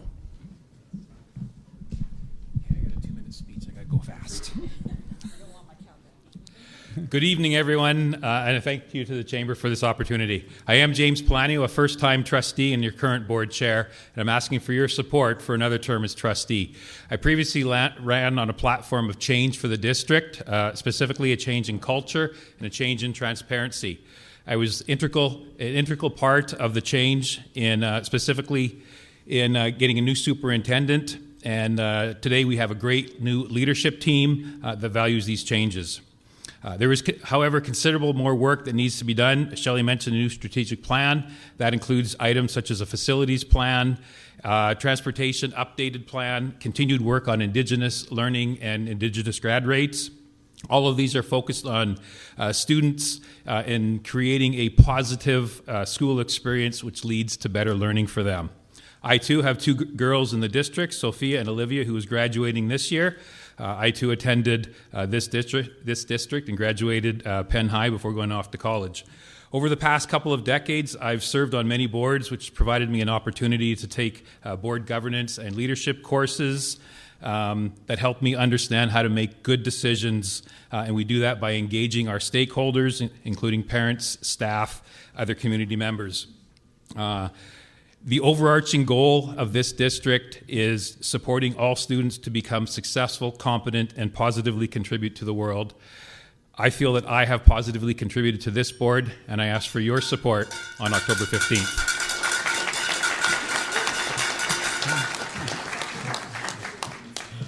Wow, you really like that cowbell.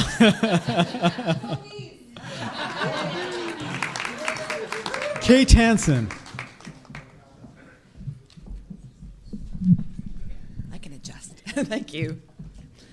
Good evening. My name is Kate Hansen, and I would love your vote for school board trustee in the upcoming municipal election.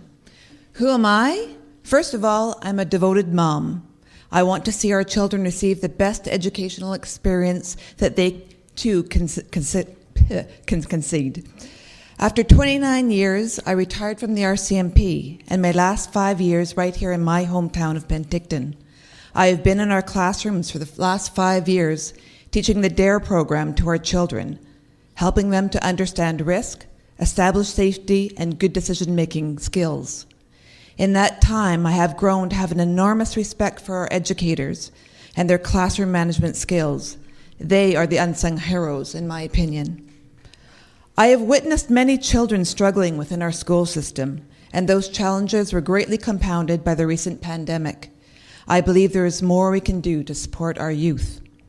In my spare time, I'm a children's book author, and I volunteer every Sunday to teach children's liturgy at the St. John Vianney Parish.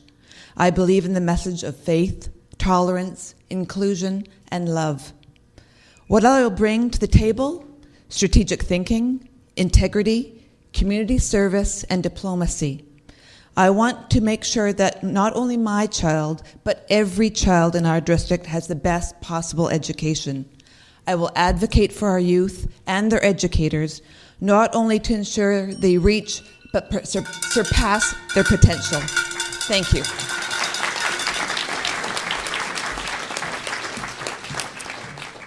Thank you, and good luck to all of you candidates.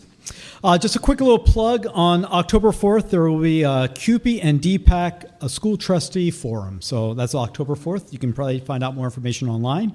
As well, another little plug for some other candidate forums that are coming up. On September 27th, the Downtown Penticton Association will be holding a forum at the neighborhood pub? Brew pub, I think it's called. October 3rd, there'll be another forum here at Penticton Senior Center, and that'll be, I think, 3 or 4 different senior organizations hosting that one. And then on October 5th, Canadian Home Builders Association will be having a special one at the Penticton Lakeside. And so check online for all those other ones, and there's a few more opportunities to get to know your candidates. Okay, we're going to proceed now with firing off a few more questions to our candidates. So we'll start off again on, actually mixing up the schedule here. So now we're going to start a new order for round 2. And we're going to start off with Shannon Stewart. Now you're going to have 2 minutes to answer a question this time. So it's just a question, answer the question only. And just a reminder, these are business-related questions. Okay, so. Not question 23, right? Is number 21. Okay, question 4. Like I said before, we're recycling the questions now. Question number 4. Businesses are very concerned about the crime rate in the city. If elected, what would you do to help reduce their concerns? Well, That's a very appropriate question. So the reason that I stand here before you today is because I am very committed to the safety and the security of our community, so much so that I have been significantly preoccupied with the lack of it that exists. And in conjunction with Jason Rainin, we started an initiative to address some of the concerns called Clean Streets Penticton. It's been a Facebook-based group, which you would not expect is going to create any kind of positive change because it's social media. Social media is not life, but I can tell you for certain that it has created significant change. The way that we've done that is through inclusion. We've tried to address people's concerns by giving them a voice, giving them an opportunity to have a place to go with their concerns, to share information in order to increase their sense of safety, their sense of agency, to reduce the helplessness and the hopelessness. It's been by actually affecting the see something, say something model that we've been able to help support people to take some control back of their existence and feel safer and more secure because they're actually able to lift their head up and look around and recognize what those risks are. We've also acted proactively in consultation with many of the agencies and organizations within our town to be able to get a sense of who are the operators and the players at the table and what ways we can help support them. So we've met with our CMP, we work with bylaw, we've met with the local shelter operators and owners. We've gotten a better sense of where the problems lie and only look to do that more effectively and more efficiently by gathering the information and creating the solutions that are actually effectively going to make some differences, as we've been able to in a very small scale with 4,000 people. We've got 35,000 people to work with. Thank you. Ryan Graham.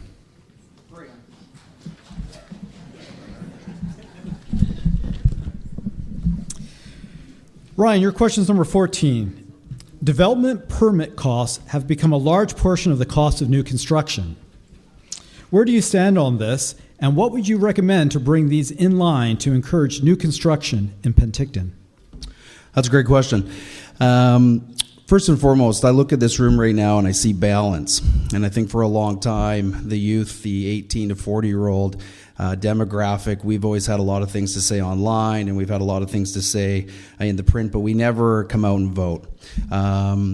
So I want to say thank you for everyone that's here tonight and see this balance. We've got young, old, and everyone in between. So clearly this is going to be an election, in my personal opinion, that will have the highest turnout rate in Penticton history.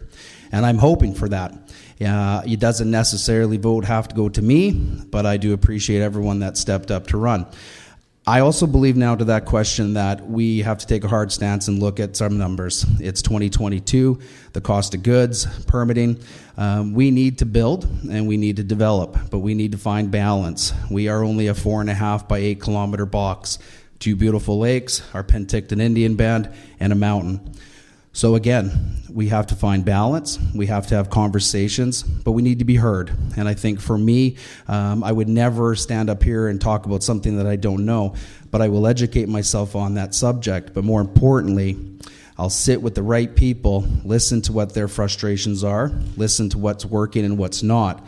And I think as a council and a city staff, we really need to look at how we're doing our permits and if we can be a better partner and if we can help alleviate some of that stress and cut some red tape, then that's what we need to do. We need to work with our community to build our community.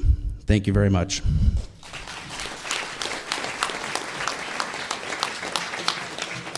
Jason Rainin. Jason, your question is number 9. How will you encourage community acceptance of new business development from out of the province? Well, first, I would like to work with council and the various stakeholders in our community, such as the City of Penticton, staff, the Chamber of Commerce, and the PIDA, the Penticton Industrial Development Association. This is to identify some of the gaps in our community and work together with those organizations to create a targeted campaign aimed at attracting the type of business and employer that we require in Penticton. That's about it, guys.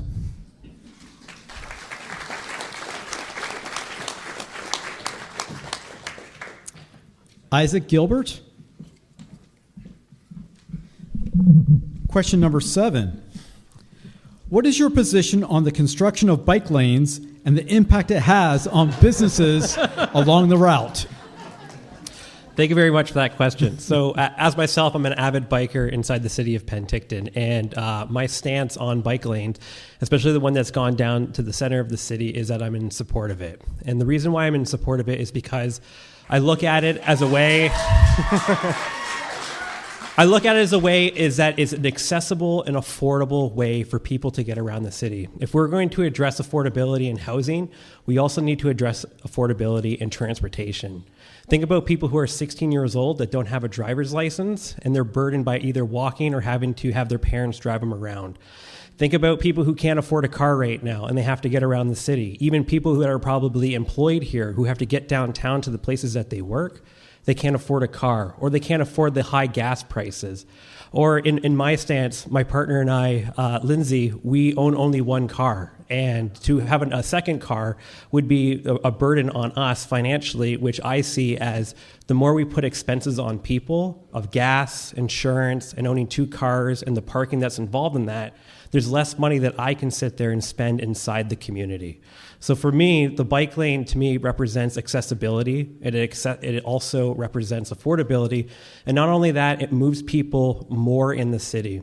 If we look at Martin Street, for example, there's 3 lanes of traffic there. In that corridor before the bike lane, we could only move 1,000 people per hour through that corridor.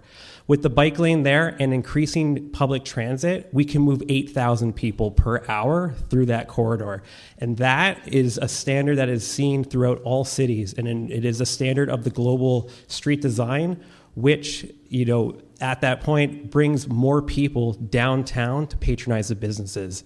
That moving more people downtown is going to increase business, and we see that when bike lanes and active transportation infrastructure is put into the city. Thank you. Just a quick break for station ID. You're listening to Peach City Radio, CFUZ 92.9 FM, Penticton. Corey Hounslow. I think it's good. Corey, your question is number 8. What can City Council do to make Penticton a 4-season destination? Did you get that last time? I did. That's... But have you done that question twice? No, but what Okay. question? What number is that question? Number 11. Number 11. Okay. Sorry. I'm sorry. Number 11. What can City Council do to make Penticton a 4-season destination? Well, to make Penticton a 4-season destination, we need to develop more activities for families in the colder seasons. There are many facilities here in Penticton that are terribly underutilized at the moment. Times are constantly changing, and people are constantly looking for affordable options for entertainment. Some of the things that could be implemented are indoor sports leagues, i.e. frisbee golf, dodgeball, roller skating, as well as many others. Creating attractions is never easy, but not impossible by any means. Penticton's an amazing city with lots to offer. We just need to solve any kind of incident that takes place in a public... Oh, sorry, my bad. Wrong page. I got screwed up there in the beginning. We have to remind the world that we're still here and open for business year-round. Thank you.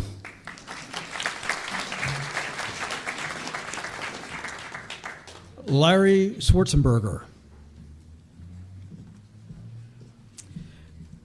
Question number 16.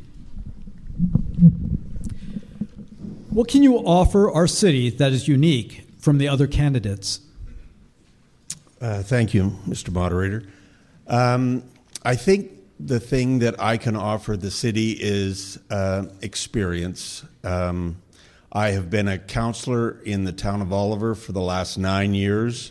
We've gone through a number of things there, bringing in the new prison, OCP reviews, and a number of different things that I think I can hit the ground running. I I have level 1 and 2 certification from the Local Government Leadership Academy, which would enhance my abilities to work for the citizens of Penticton in moving council decisions forward.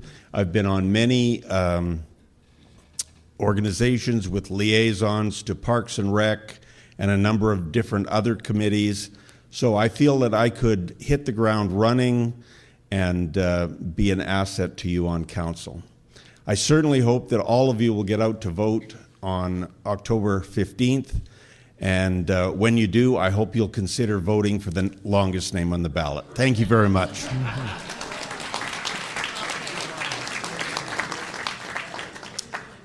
Katie O'Kell.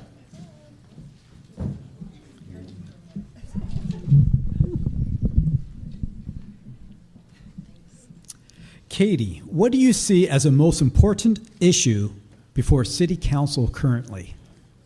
What question number is that? Number 12. Thank you.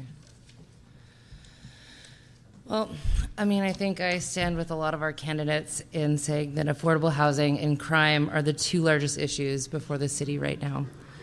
There's not enough homes for people to live in. Moreover, the homes that are available are above many people's income brackets. There's a severe housing shortage in Penticton, and we need to look at several avenues to correct it. We need to build more units, apartments, townhomes, duplexes, single-family homes. We need it all. We also have to tackle the short-term rentals. We have a ton of hotels in town, and I heard reports from several of them that they were not full this summer.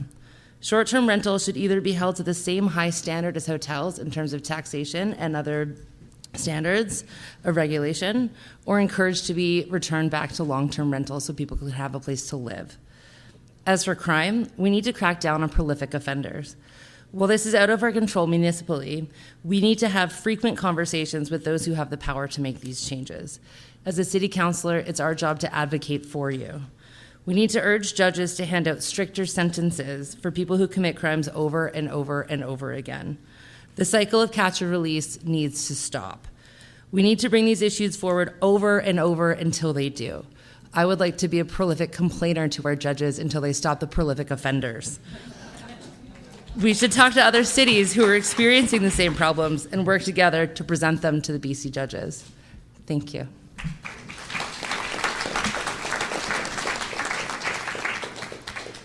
Owen Haywood.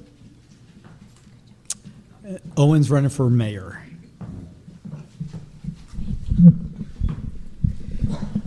Owen, your question is number 17.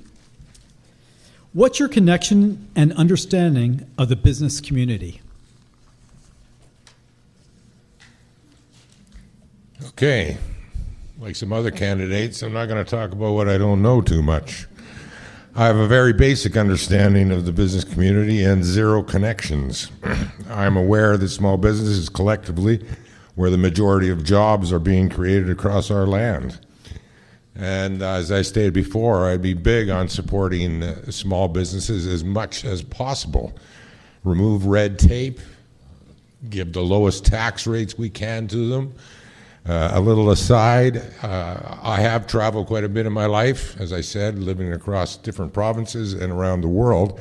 Penticton's downtown is one of the physically nicest for a city this size. But it won't be for long if the businesses don't thrive. So one thing I would do to support downtown business people is get rid of the paid parking. I wouldn't throw the meters out. I'd change the signs. We'll do parking by donation, and what money we get, we can decide where that goes to. But let's make it convenient. Let's make Penticton pleasant. So the elephant in the room is the homeless, addiction, mental health crisis, which leads to crime. Let's deal with that. Medicine Hat, Alberta solved their homeless problem. Means we could too. We need to invest in it, and we need to invest hard, and we need to invest fast. And the sooner we do it, the less money it's going to cost us in the long run. And we could quit swimming in circles and throwing good money after bad. And then when we got that under control, we can support our firefighters, our police. Our firefighters can only go 3 to an engine right now. Did anybody read that recently? They can't go in until the second fire unit shows up. We need to give the tools to the people that make our community safe. Thank you.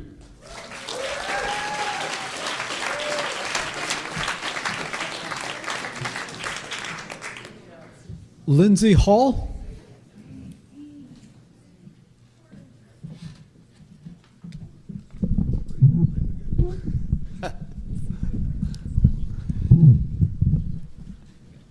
That's as far as it goes, hey? Lindsay, when it comes to making decisions, how much influence do you think the vocal minority might have on you when it's time to vote?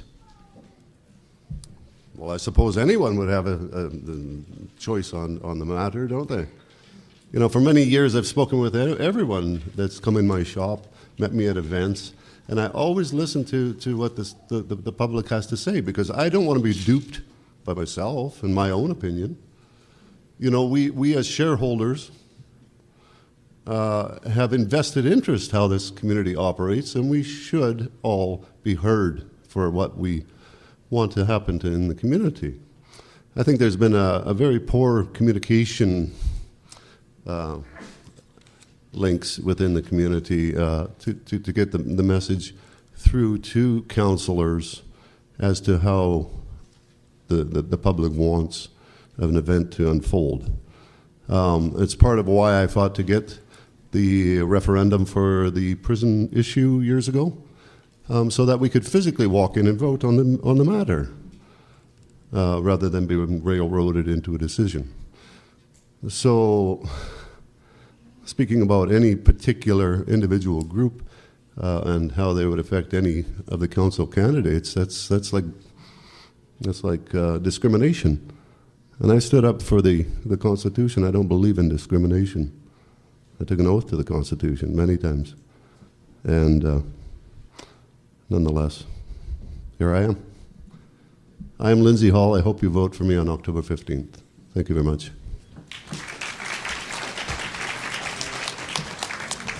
James Miller, your question is number 5. Okay. There's been a call to expand the community camera program beyond the downtown core. I had it. You had this one? Yeah. Okay, we're going to recycle that one to someone else. I think it's a great idea. Yeah. Good night, everybody. Well, let's try number 13. Why should small business owners support you? Well, we may remember the RFP process that saw one of our most beloved business people, Ms. Diana Sterling, and her family, and for whatever reason, they didn't receive the contract for the Peach Ice Cream Place. And there were two people that were very yappy about it. One was Councillor Judy Sentes, and the other was James Miller. And that appalled me. It really did, because I understand bidding, and then it went to an Alberta company, and then our city staff had the audacity to send out a press release that said, local company buys. No, they're from Alberta, and they have relatives in Kamloops. That's not local. In Watergate, that was called a mistruth, and that was an out-and-out dishonest, deceptive. And I seem to be the only one that was upset about it. So I have continually stuck up for local people. I shop locally. I don't shop in Kelowna. We spent $9,500 on my by-election campaign, all donated by local people. Some people couldn't afford to give money, $10, $20, because they knew that James Miller sticks up for people and the best interests of the city. 100% of what we took in was spent locally. I'm going to be doing that again. I stuck up for pathways. Interior health people don't like me particularly. But, you know, I'm used to being the most unpopular kid at the school sometimes, so that doesn't bother me. And I guess as a business leader, you don't think some guy in print media, but think about this. Kamloops, Prince George, Nanaimo have all lost their daily newspapers. Me, as editor, although I don't handle the finances, have kept the Penticton Herald going with really strong competition against us because I've made good, sound, logical business decisions. I'm James Miller. Please stay with me for 4 more years.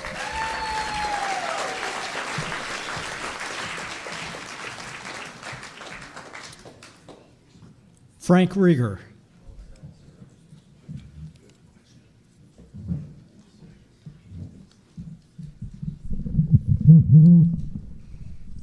Okay, we'll try this question again. There's been a call to expand the community camera program beyond the downtown core. What are your thoughts on this? What number is that, sorry? Number 5. I thought that's the second time for that, but okay. The camera program, I've dealt with that before, attempting actually with the school district. A lot of theft, a lot of vandalism, and a lot of problems at times, and people just get frustrated and want to try and improve it.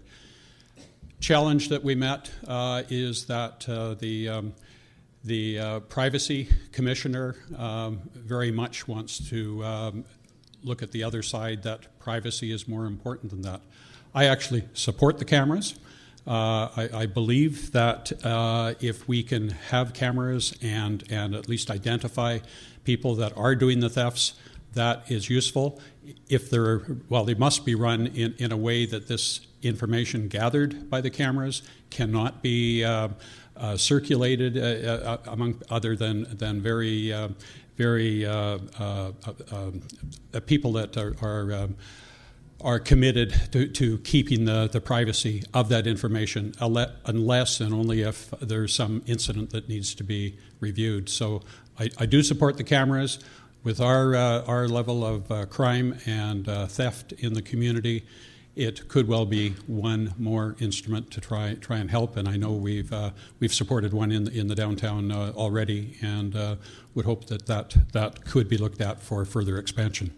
Frank Rieger, also looking to be elected again. Thank you.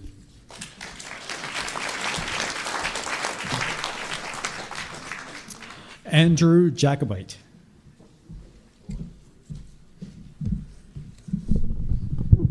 Andrew, your question is number 1, and it's a long one, so I'm going to make it a little briefer.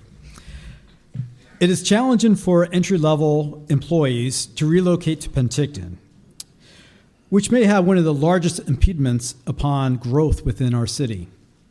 Affordable staff housing is critical to sustain and human resource levels necessary to make Penticton a place to flourish. What steps can the city of Penticton take to assist the hospitality and tourism and in manufacturing industry with much needed staff housing? I think we need to study, or not study, but look at the Whistler Housing Authority model that Whistler 15 years ago started, and Whistler being a destination resort had struggled with finding housing for their staff to run the ski hill, and so they created a housing authority that the municipality runs, and it's also in partnership with the province, which could be an impediment for us because a year ago we had a little spat with the Ministry of Housing in the province, and so we have to rebuild some bridges there. But I think that's an opportunity. New developments, I think medium to large, as they come for rezoning or consideration to council, need to have a certain percentage that deals with staff housing, affordable housing, so it's not just premium lots or premium housing out there in the marketplace. I think some development cost charge reductions for staff housing, or more practically carriage houses and secondary suites, is probably an easier target to go. Last council, I was the only one who voted against mandatory increases for the DCCs in respect to putting in underground services. And so, like, services to bring in services to a new development, that makes sense. But if you want to renovate your home, or you want to put a carriage house there or a secondary suite, and now you got to put all your infrastructure underground and pay that $16,000, $20,000, it adds a fee and makes it more difficult and maybe not something to invest in and do. And that would create some housing on a simple scale for students, for housing, for what we're looking for, what the question addressed. Thank you.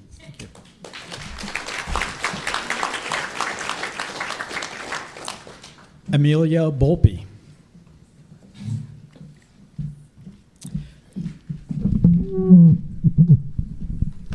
Thank you. Your question's number 6. It looks like we're continuing on with housing. Housing is a critical issue in Penticton. Businesses are challenged when they want to hire someone who needs to relocate and can't find suitable housing. What are your parameters when deciding to vote for or against a new development? Thank you. This is a great question. I would start by saying that every single project has to be looked at as an individual project. Although I see myself as pro-development, that doesn't mean that it's just yes across the board. Every single project needs to be looked at for a few things. And the number one thing that I would like to see is that pricing reflects the needs of the community.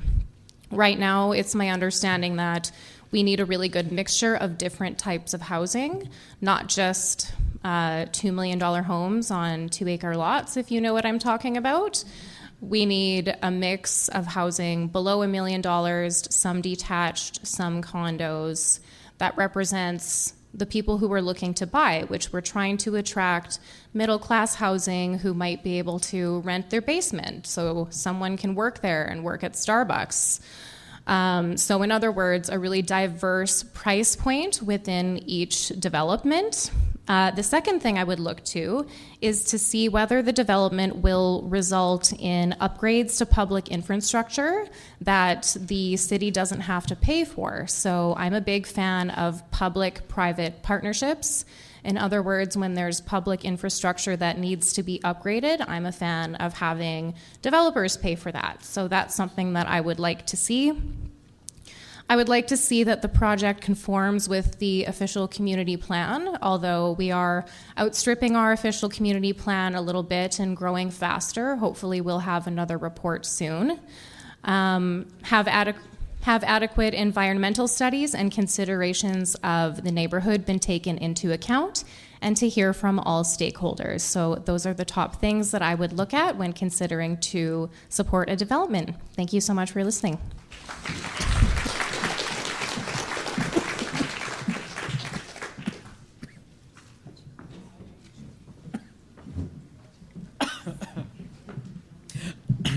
Campbell Watt.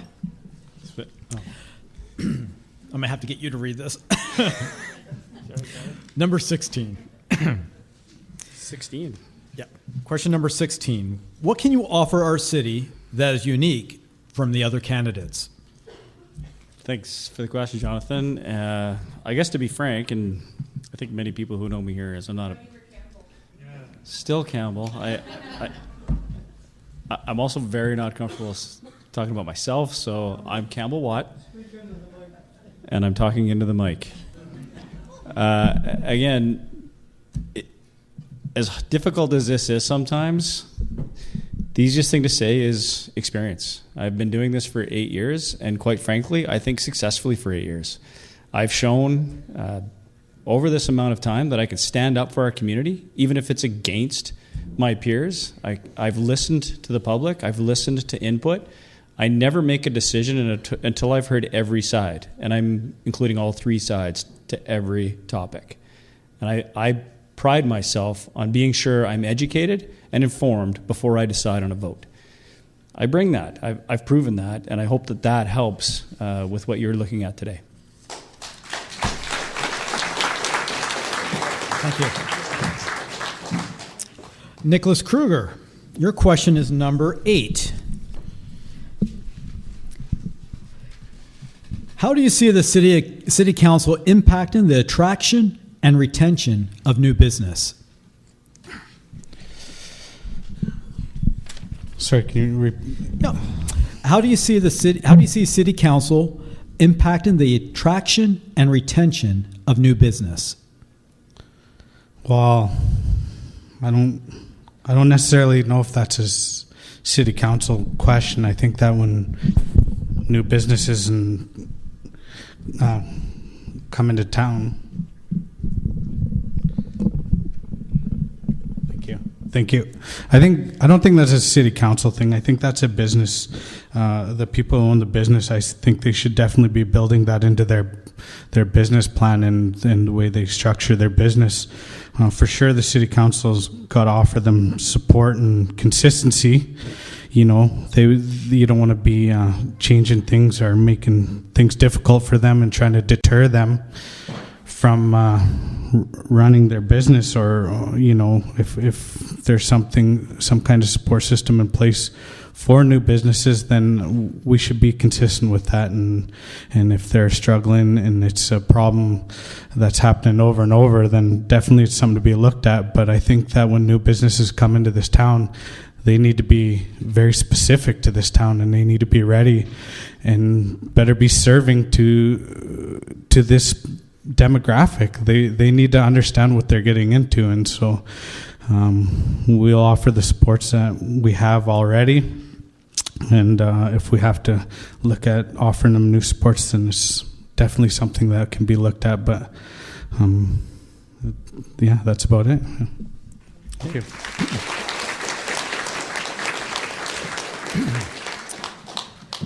Katie Robinson. Your question is number 4, which is, businesses are very concerned about the crime rate in the city. If re-elected, what would you do to help reduce their concerns? Thank you for the question. I actually sit on the Safety and Security Committee for the city for the last 4 years, and I can assure you at every meeting it is paramount to us that we work on the safety of the city. Unfortunately, there are a lot of things that are out of our control. Prolific offenders have a revolving door, and until our justice system deals with that, it's going to continue to happen. We can keep hiring RCMP, they can keep apprehending these people, but if they keep getting a slap on the hand, and I'm not even sure they're getting that these days, and they get out the door again, it's still not going to work. I just came from UBCM. We talked to some of the ministers. We've talked until we're blue in the face with the AG to try and get these things changed. And I'm sorry to say that there is no help coming from this province. They do not have a plan on how to deal with it. They don't have a plan on rehab for the opioid crisis that we see ourselves in, and both of these things contribute to that problem. We are going to have to do it ourselves. We're going to have a Made in Penticton plan to deal with this. We've already started a lot of things. We're going to reboot the Block Watch, Citizens on Patrol. Clean Streets have certainly helped with the media. If we could get some of those people on block watches and other things, we can certainly go a long way. I hope I have your vote on October 15th. I promise to keep working for you. Katie Robinson.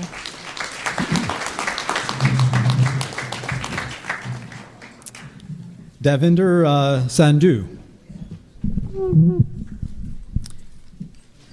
Davinder, your question is number 10.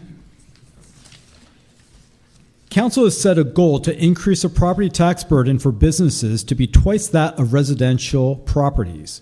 The current approved multiplier for 2021 was 1.91. Do you think this is fair? And if yes, why? And if not, how would you address it? First of all, thank you so much for being here again. I think it's not fair to charge them twice. It depends on and if I would be on that position, I would like to sit down with the business committee and just get their views and get their opinions. So yeah, that's the way I can work it out. Get the good ideas. As you know, I don't have experience of businesses, but I would love to take the ideas. So I will, the people is everything. So the power of people give you ideas to tackle these situations. But I would say, as a 29-year-old, I don't have that much experience, but I would love to learn the more things, and I will look forward to get your votes on 15. Thank you so much.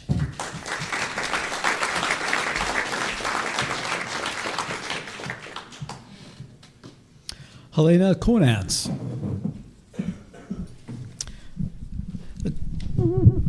Helena, your question is number 9.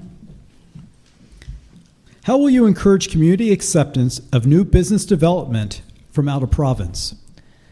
It's an interesting question because actually I think that we're very accepting of any business from out of province. So in general, this is, we have been promoting businesses coming in as much as we can, and I don't think we care where they're from at this point.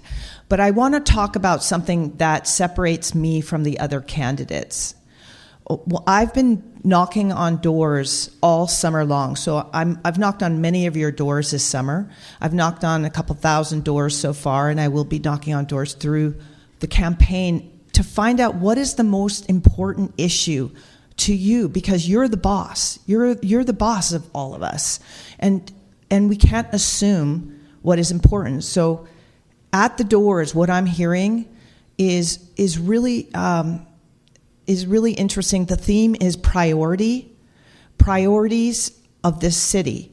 And people are scared. They're scared of going out into Penticton right now. They're scared of shopping. No one's talked about what it's like to drive down Main Street right now. It's outstanding. It's horrible.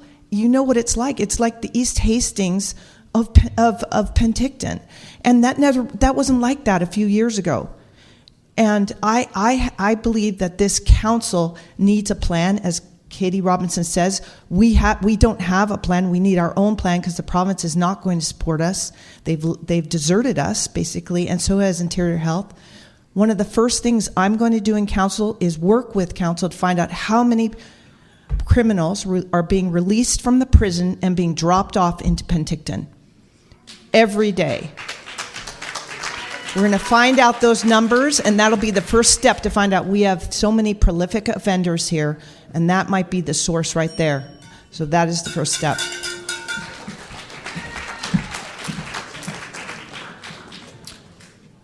Julius Bloomfield. Julius is running for mayor. It was on there. No, he already did.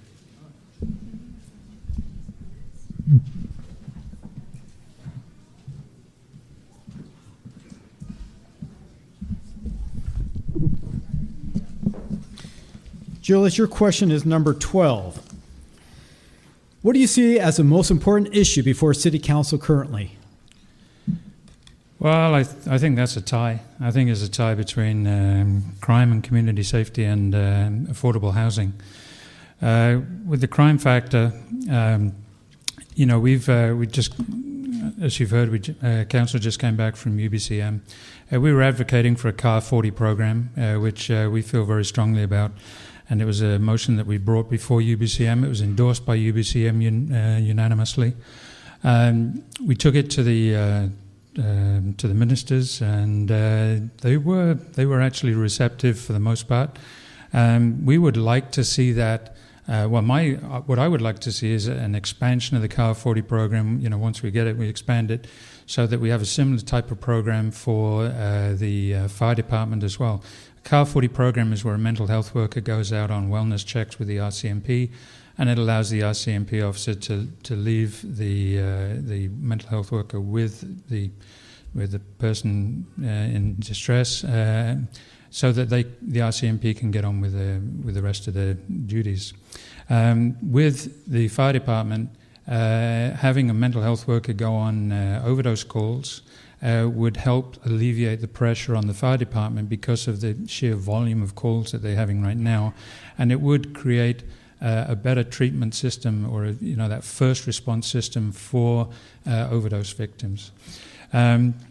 So that affordable housing, there's some great ways to deal with affordable housing. The city owns a lot of property.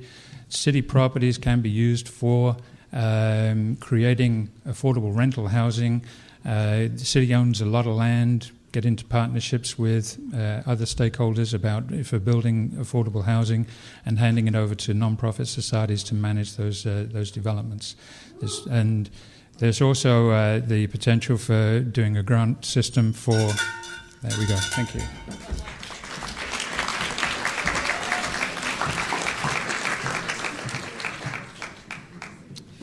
Okay, our last candidate is I didn't. Jason was number 3. Jason did go this last round. Yeah. Okay. Our last candidate is Mayor John Vasilaki. There he is. Your question is number 7. What is your position on the construction of bike lanes and the impact it has on businesses along the route? This is totally random. Okay, thank you very much. I appreciate the question. Okay, but it's a good one, though. Thank you. I believe that the bike lane was implemented properly. Many of you wouldn't agree with me on this one. The bike lane is part of our transportation and infrastructure system in the city of Penticton. Every modern community in the world, everywhere,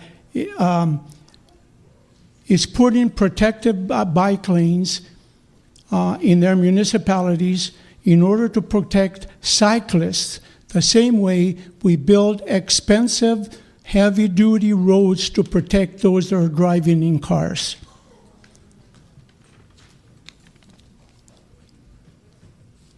It's all about safety, nothing but safety. The lake-to-lake bike lane should be completed. Once it is completed, we must take a pause and evaluate the amount of usage and what improvements can be made. I have been listening to the public on what they dislike and what they like. And I know you are very, very frustrated. But please give it time for corrections to be made in the near future. Now, bike lanes are something that's not used by everyone, and we're spending a lot of money from them. But many people also don't use libraries. They don't use many other facilities that we have in our community, but they're still paid by the public. Thank you very much.